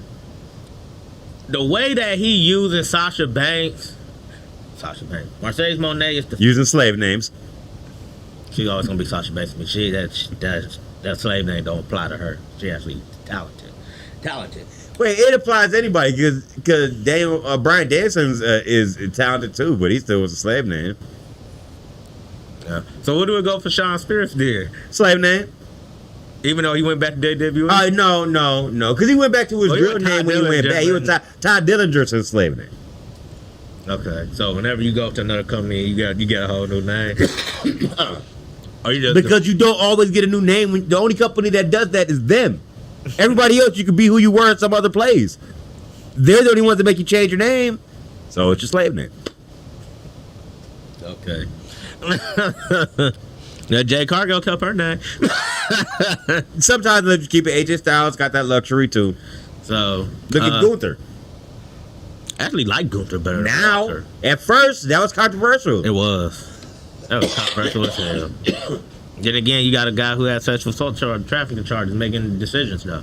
So Anyway, the way that he's using Monet, I felt was the way he should have used Cargill when she first came. Sparingly, like in spots. Yeah, instead of like giving her this 50. The difference between the two is the amount of experience. You could do this. You have the luxury to do this with the Monet. You didn't have that luxury with Cargill because she was super green. That's why I felt he should. She didn't have indies before. I know. That's what I'm saying. I felt she should have like started like doing promo for you actually like put her like in the ring like every week. Like what's her name? Like because it showed some of her weaknesses as a wrestler. You know, like I like what WWE did where like they ain't like put her in the ring. What's the name? Like we put you out here for big moments like the Rumble. You know, keep you what's the name. But then like.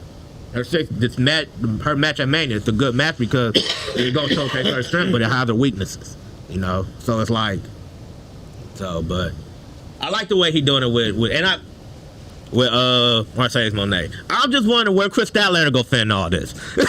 She's like she's the odd woman out. And what did Stokely Hathaway say? According to these young kids, it was called a banger. I'm like, bro, ain't nobody saying that no more, bro. Why you so late with everything? But yeah, that's all I wanted to say about that, though. Next up, Orange Cassidy and Trent Beretta versus the Young Bucks. Very good match. I love this match. This is my favorite tag. I just love it because Sue was there. Yes, Sue was there. Every time you get Sue there, Sue was there. It's always a good match when you get Sue there. This is part of the reason it was my tag match of the week, personally, for me.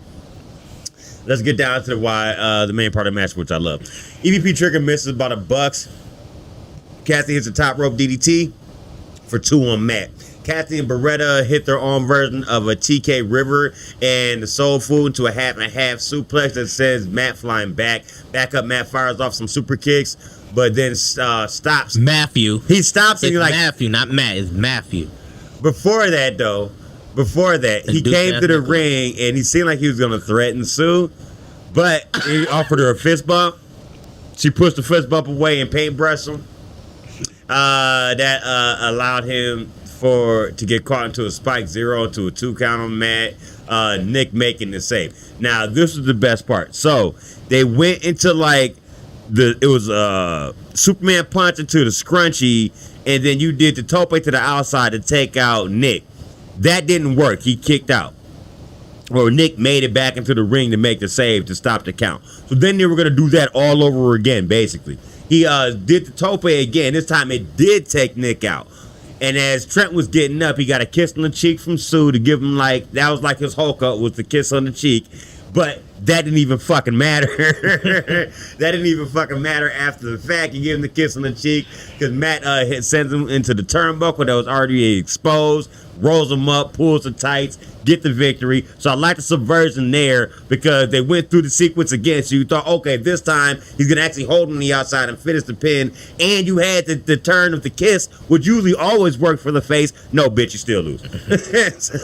I like that. So then after that, it was even better because they went full heel and went right in Sue's face. And started laughing at her and shit. So that was hilarious. They some fucking assholes. That's hilarious. So then Chuck gets into the ring after. They're going to do the hug. Like, you got to give the people what they want. Instead, Trent finally turns. Fuck that. No. He hits. It doesn't matter of time. He hit the flying knee on Orange, leaves Orange sprawled out, walks right past his mom. She's wondering what the hell's going on. The part of it that didn't work for me is Chuck. I think Chuck's turning too. I'm wondering because he just stood there and allowed it to happen. Yeah, he didn't question it. Most people would have ran up and checked up on Orange, like, "Are you okay?" He just stood there like shocked, like, what the fuck just happened? But didn't go one way or other. He didn't say anything to Trent after that. He didn't go help Orange. He just stood there. Either he really like stuck, or I think he's gonna turn too. Though I think they're gonna turn on Orange. We'll see. We will see. I'm interested. We'll see, because they've been around since the beginning, since the very first Dynamite. So. Yeah. We get our ladies match against the main event spot. Mariah May with Thunder Rosa. Mariah May comes out this time with Toni Storm. Oh. She's there to watch the match this time. She congratulates her. She sent her to the ring. She's on commentary for this one. She is. It's been a while. I think somebody's knocking on the door there. Oh no. Check the door, man. Oh, you done let that shit in. You done cracked the door. Fuck Tony Schiavone! Skill on, Tony. Tony, you better do it, Tony. Actually, this week is all love for Tony. Yeah. He lost one of his best friends in his dog bug, as we were talking about. Tony Storm brings that up when she comes out. She said, "No, Tony." She said, "Mr. Schiavone, I just want to say we are sending you our condolences. We know you lost your beloved dog." And he was like, "Yes, I did." And he was like, "That's okay. We're watching the Thunder Rosa match." Like,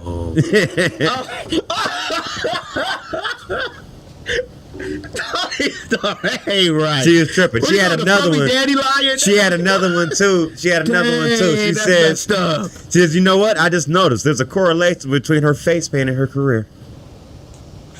I was like, "Wow, that was funny too." That was a funny one too. She was tripping. No. She was like, Tony Storm in her bag. She said, "Make sure we tell the truck, do not put the underneath the desk camera on today. I am not wearing underwear. Do not." Tony's like, "I'll let him know, girl." That's literally how he said it. I was rolling. Hey, I just realized something with that. Tony Storm is his new Britt Baker. At the moment, Tony Storm going to be his new best friend. At the moment, oh my God, Tony versus Britt over Schiavone. At the moment, it seems like it, man. So, I thought it was fun. There was also another part I missed earlier in the Bucks match where they jumped on the mic. And first thing is like, "How you doing, Taz?" He's like, "Well, how you doing, sir?" Taz all sucks up so he doesn't get a fight and shit. First thing he does is shit on, instead of sitting on Schiavone, he shits on Excalibur like, "What are you doing, Excalibur? You gotta call it like this. What great action we have here. Now we're gonna set it to picture-in-picture break." It's like, "Do it." And then he took the headset off and he showed him the mic. He said, "Where's it at? Right here?" Yeah. Commercial, right here. He kept fighting. I just thought that was geeky. I had to talk about that since we talk about commentary. Anyway, back to the match. Mariah May basically wrestled a Tony Storm match, getting off the hip attack early in the match on Thunder Rosa. Thunder Rosa gets back up. Eventually, she hits a spinning face plant that sends Mariah May hard to the floor. May wins a strikeout on the apron, but then gets Hurricanrana to the floor. They come back from break. May striking away, followed by the Saito suplex. A stratosphere is blocked into May so she can hit a running knee for a 2 count. Mayday gets loaded up, but Thunder Rosa reverses into a backstabber, setting up the Tijuana Bomb. That's our new #1 contender. Thunder Rosa will be taking on Toni Storm at Dynasty. So we'll see where that goes. It's already been announced she's going to have a toast of Thunder Rosa next week, Toni Storm will. So we'll see how that goes. A toast of Thunder Rosa? Mm-hmm. Oh. Penta Zero Mato wants a TNT title shot, so he challenged Adam Copeland next week on Dynamite. Okay. Then we get our main event segment. So we just had our main event match. It's a contract signing with Swerve Strickland and Samoa Joe.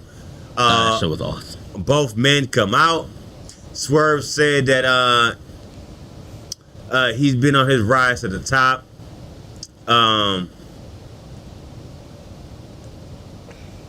No, I'm sorry. Joe starts off first because Joe signs. And he says that he's been watching Swerve's rise to the top, but he's received some bad information saying that he's going to win the world title.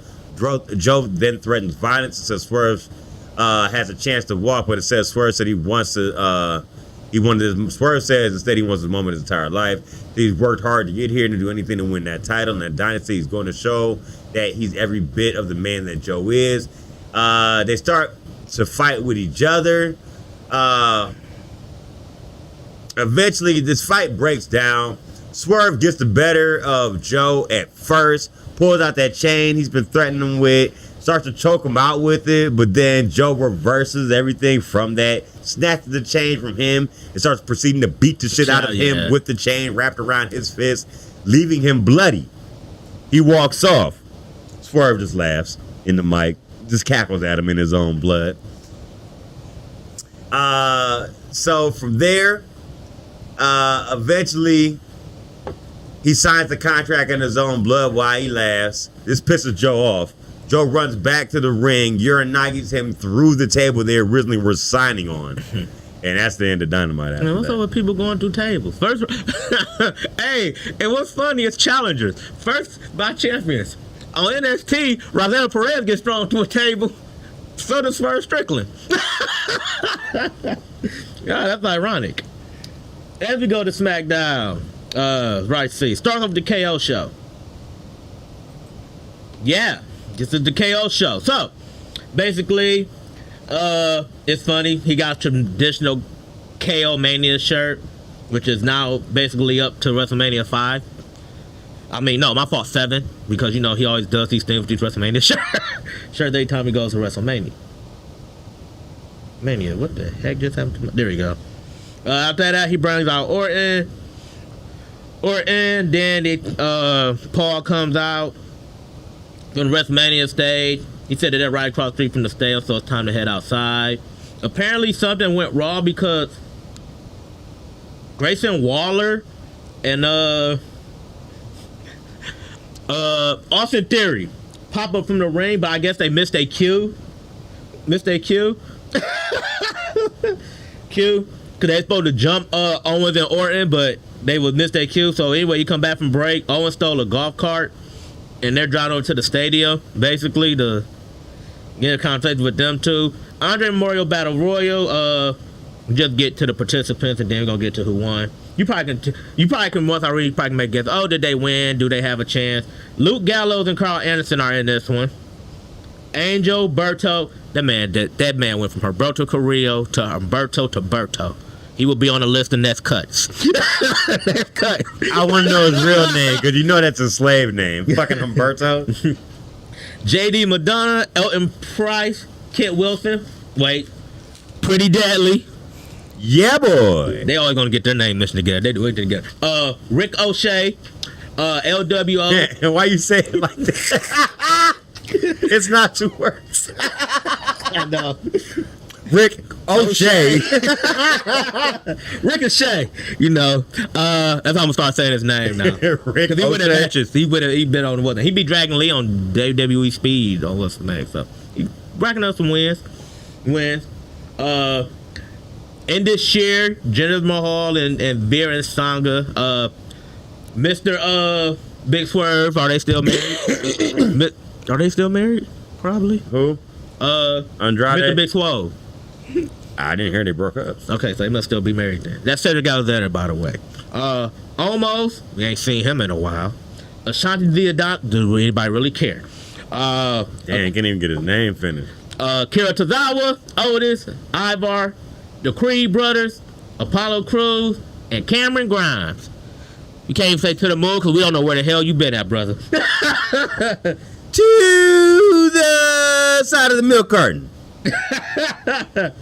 Basically, everybody takes out almost. The final two of this match comes down to Bronson Reed and Ivar. Reed gets the win here, so he wins the Andre the Memorial Battle Royal.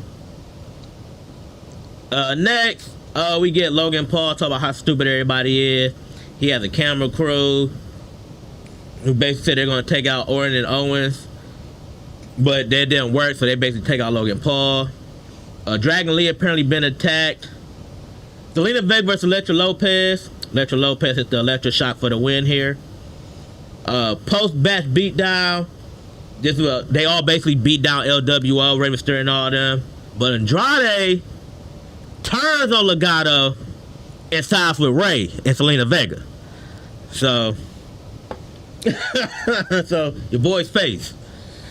Naomi Belair are here. They said they want like damage control. Naomi got Belair's attention. They said they need to fight. They need each other to fight damage control. Then they had a newest partner, Jade Cargill, said she ready for damage control. Dragon Lee is out of WrestleMania, fortunately. Andrade will take his place. Carlito don't like that very much, so that might tease her what's the name there. New Catch Republic versus Grace Waller, Austin Theory. New Catch Republic can win this match in 7 minutes and 20 minutes. 7 minutes and 20 seconds. You get your boy LA Knight. Yeah. Yeah, boy. What? That's my fault. I got the yeah threw me off. We haven't talked about him in a minute. Yeah. Puma Asics. Yeah. Sorry, I was off. My bad. WrestleMania. You said the I straight went to the other one. I'm sorry. He said he's ready for AJ Styles. He said You were like, what?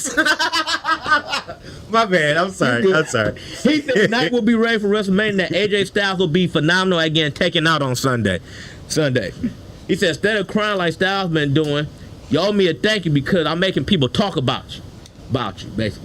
B-Fab talks about how ready Bobby Lashley and the Street Profits are. Our main event, Solo versus main event Jey Uso. This match ends in DQ because, goddamn it, Jimmy Uso for some weird reason needs to interject in every goddamn match involving Solo for some weird reason the last 2 weeks. This ain't enough. They do the beatdown. Cody and Seth comes out here. Jimmy basically is left by himself. Cody started whooping him. A lot of Rock whooped him, and then had a funny point of match where he whooping him, and then he looks at the belt, and he looks at Seth, and then he just tossed Seth the belt, and Seth just started beating the hell out of him. And then the line that he ended with, he said, let's talk about something. He was like, I'm gonna talk about what it means to be a champion, and I'm gonna do it on Sunday. He said, when his story's in, a better one begins. So I don't know if he foreshadowing basically, but that's the end of SmackDown now. All right, let's get into Rampage if we can get out of here. Rampage predictions, and we are out of here. All right, so you got predictions lined up. Let's jump into Rampage right quick. I don't got no. I need some write them down, but you got some.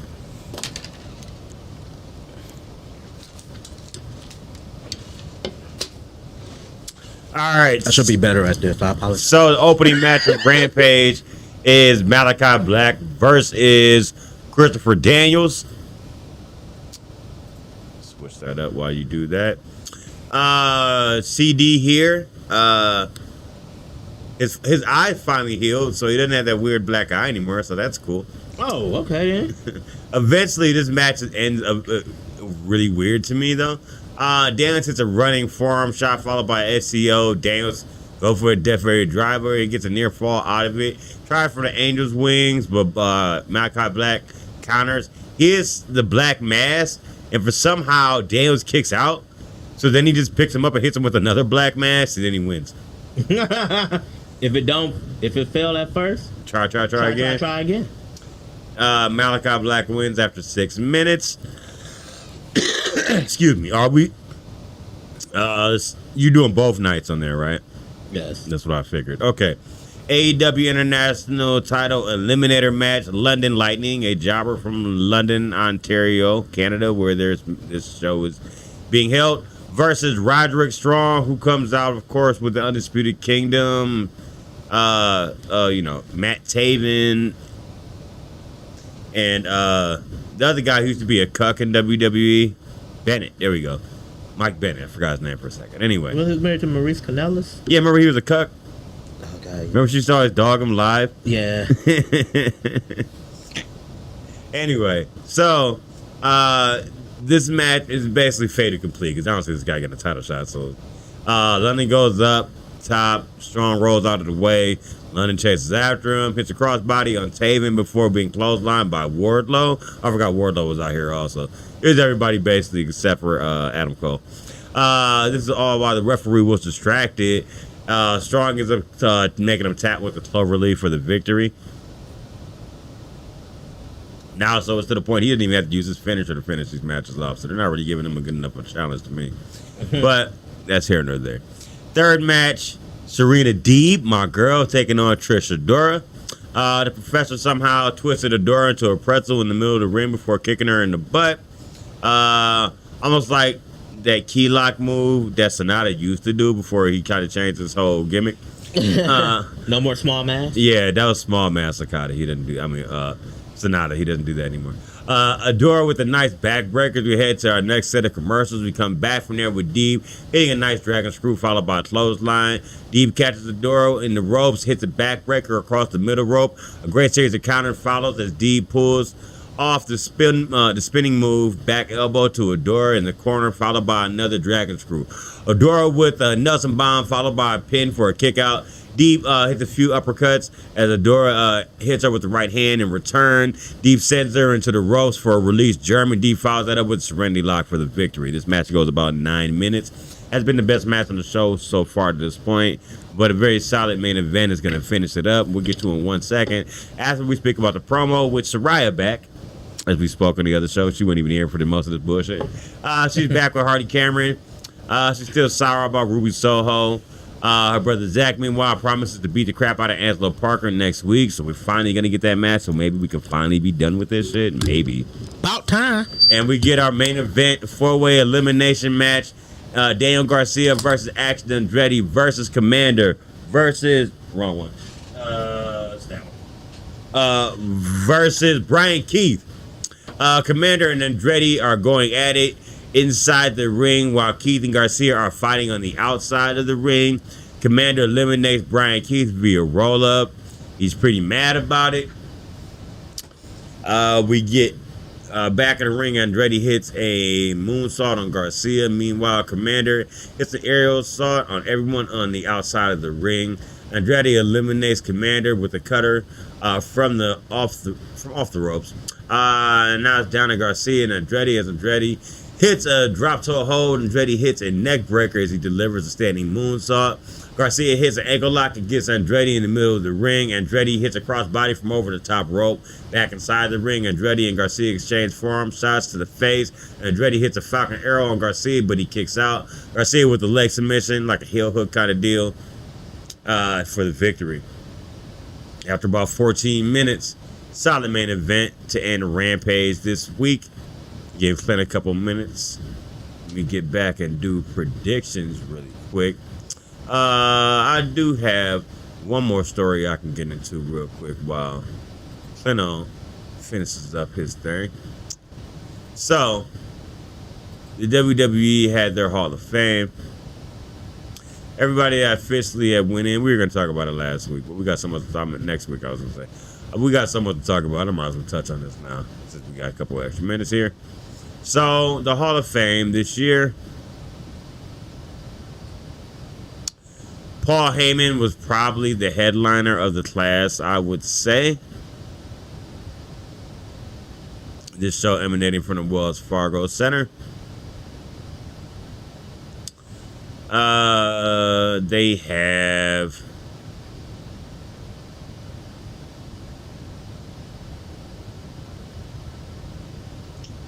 so the show is hosted by Jackie Redmond and Corey Graves.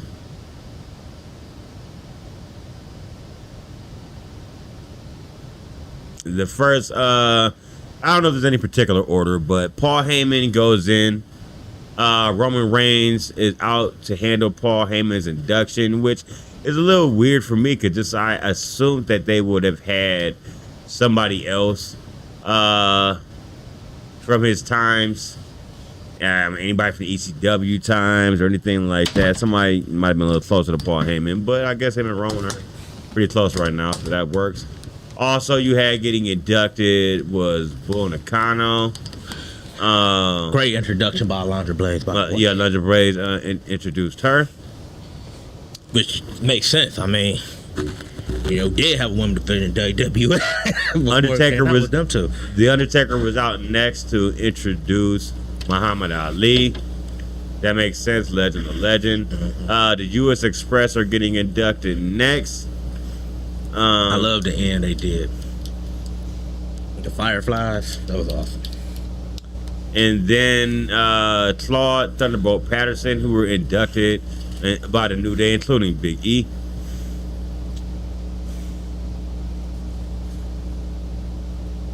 And then last, definitely not least, is Leah Maivia being inducted into the Hall of Fame. Who did her induction? Rock? Yeah, Rock. Yep, figured. Leah Maivia, who... Grandma. Yeah, you may also know her from his show Young Rock, a depiction of her on the show. Yeah. Unless you were actually alive at the times when she was running her territory and such. But that was the Hall of Fame, and now let's get into predictions for Mania so we can get out of here. Now that Clint was back. Yes. Okay then. I gave you the key, right? Yep. All right. So we got night 1 and we got night 2. Looking at this card, night 1 probably sounds gonna be more active packed. No particular order, by the way. Is one thing that I think I can confirm is that Becky and Rhea, I think, are going to open WrestleMania night 1. And they also said they got a special entrance plan for Rhea Ripley. So no particular order.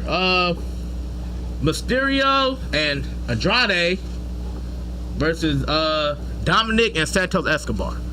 Now Dominic been hanging a lot with Santos Escobar and the goddamn Phantasma, and basically feel like kind of like trying to go his own way from Judgment Day, probably. I don't know, but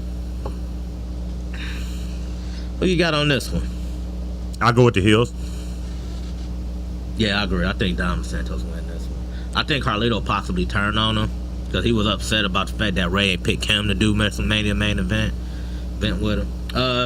Damage Control versus Jade Cargill, Bianca Belair, and Naomi. Give me the African American women. Yeah, I think that them three is going to win this match. Brother versus brother. Or me and my coworker at work, Team Yeet versus Team No Yeet. She's Team Yeet, I'm Team No Yeet. I don't like that Yeet shit. I don't like it. You made it worse by even involving that word in this conversation. Yeet! Jay. Yeah, I think Jay's gonna win too. I mean, no offense against Jimmy, but I think this is when the bloodline starts to what's the name. Now I ain't write all the participants in this match. I'm gonna write down who we picked. The undisputed tag match. The 6-pack ladder match. Now it has been official that both championships are on the line, so the match Separately. So if you win one, you don't win both. You don't win both. So once you win that one, you essentially got the match. Basically. Your teams are DIY, Awesome Truth, New Day, New Catch Republic, Grayson Waller, Austin Theory, and then Judgment Day. So basically, I want to say DIY, but I got a feeling Austin Theory and Waller might be one of them. So you picking Theory and Waller for one? And then Awesome Truth. Okay. So you're going Theory, Waller. And you said Awesome Truth? Yep. I agree with you on Awesome Truth. Truth. I agree with you. I feel like they should win. Basically, it'd also be R-Truth basically getting his get back.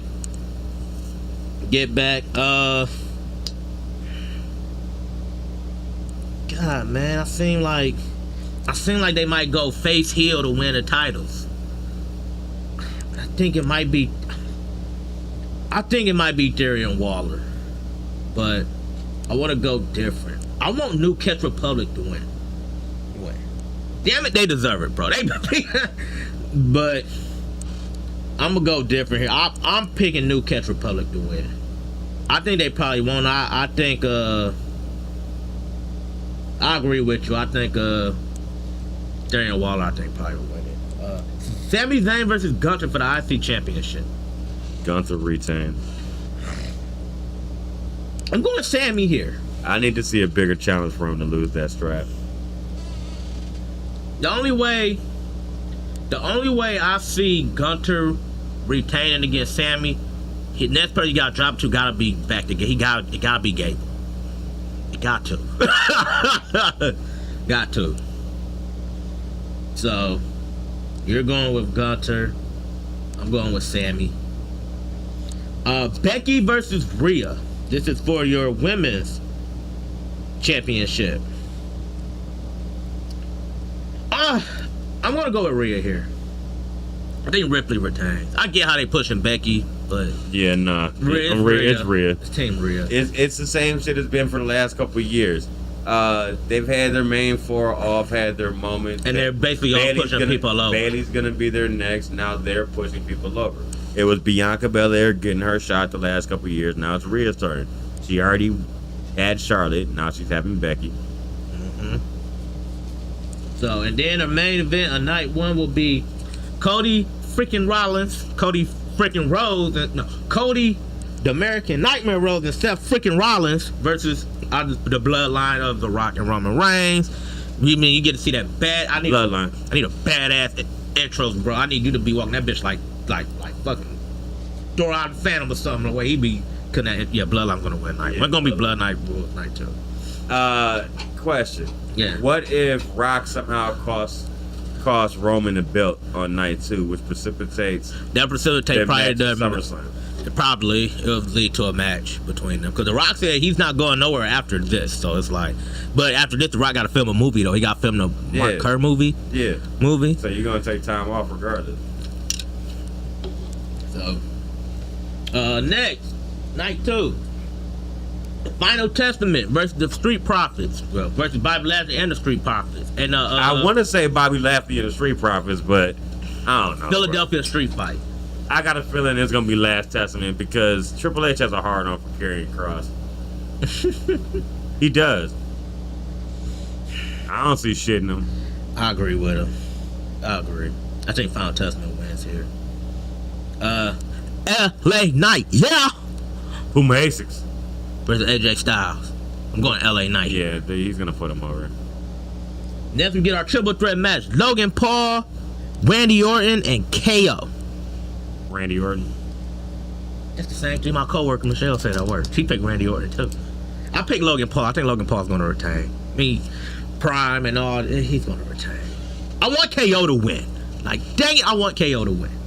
But I definitely want Suicide Forest Man to lose. Most definitely. Seth Rollins versus Drew McIntyre. This is for the World Heavyweight Championship. Drew? I'm going Drew to win too, but Priest cash in. Cash in. I could see that, but I'm going Drew. No, I'm going Drew to win too, but Priest cash in though. So I think Priest leads with the championship. Okay. Championship. And then we got Bayley versus Io Sky. I'm going Bayley here. Bayley's the only one of the four horsemen that ain't have a WrestleMania moment. And this will, damn it, give Bayley hers. This isn't really going to be one either because all the rest of them had it in the main event spot or something close to. This isn't going to be that. This is going to be a warm up to the main event.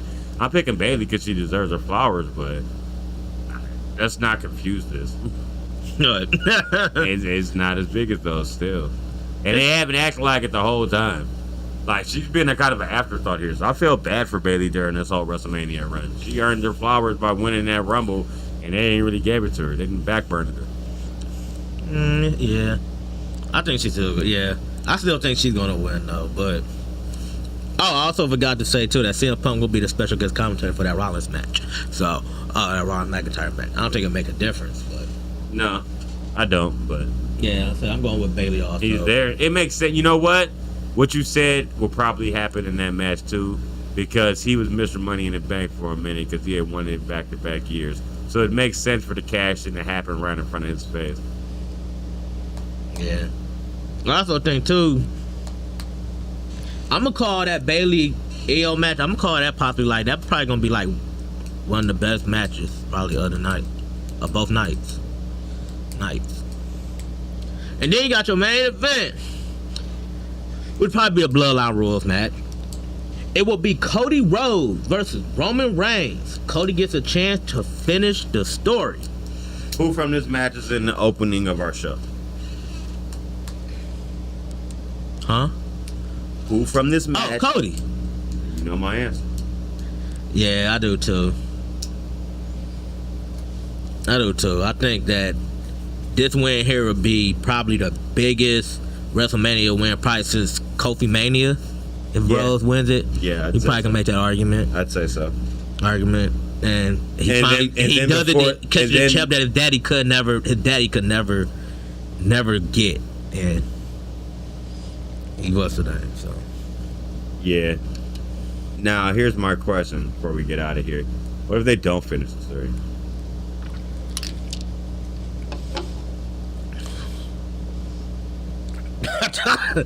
You about to have a bunch of rioting.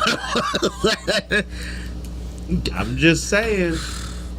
No, it's funny. I heard that they might not. I heard the reason they might not do this because they said Roman Reigns is like close to passing like Hulk Hogan's like. If he's not near Bruno, why? Yeah, I agree with you. Like, because him topping Hogan don't really mean shit. Bruno's is the number. Yeah, I think Cody's gonna win it though. Significant passing of the torch. Cody's a pure baby face. Cody's been carrying the company basically since he came back. Came back. So, with that being said, we about to go watch that shit. So we about to get the hell up out of here. With that being said, I'm one half of your host. I'm Rob. I'm Clint. And this has been Hot Tag Wrestle Corner. Mr. Simmons, send us on real quick. I got a quick story real quick before we get out of here. So I seen some photo online that showed a 4-pack of photos, right? And in the 4-pack of photos, it was like people, backstage wrestlers staring at backstage women wrestlers' titties that were like huge. Like the top photo was Nick Aldis staring at some chick. She had like a patent leather red top on SmackDown. He was staring at her tits. I happened to catch him in that shot. There was another one of like somebody with like The Undertaker backstage. There was another one. Randy Orton was looking at some chick's tits like over her shoulder. Like I don't know if it was in the crowd or like through a window or something. And then the last one showed this blonde hair lady with giant titties standing between the acolytes. If you remember who the acolytes are, that was motherfucking John Bradshaw and our man Ron Simmons. Why was Ron Simmons looking down at the lady's titties like, damn? Because it's Ron Simmons. We'll see y'all next week. This is what he said when he looked at her titties.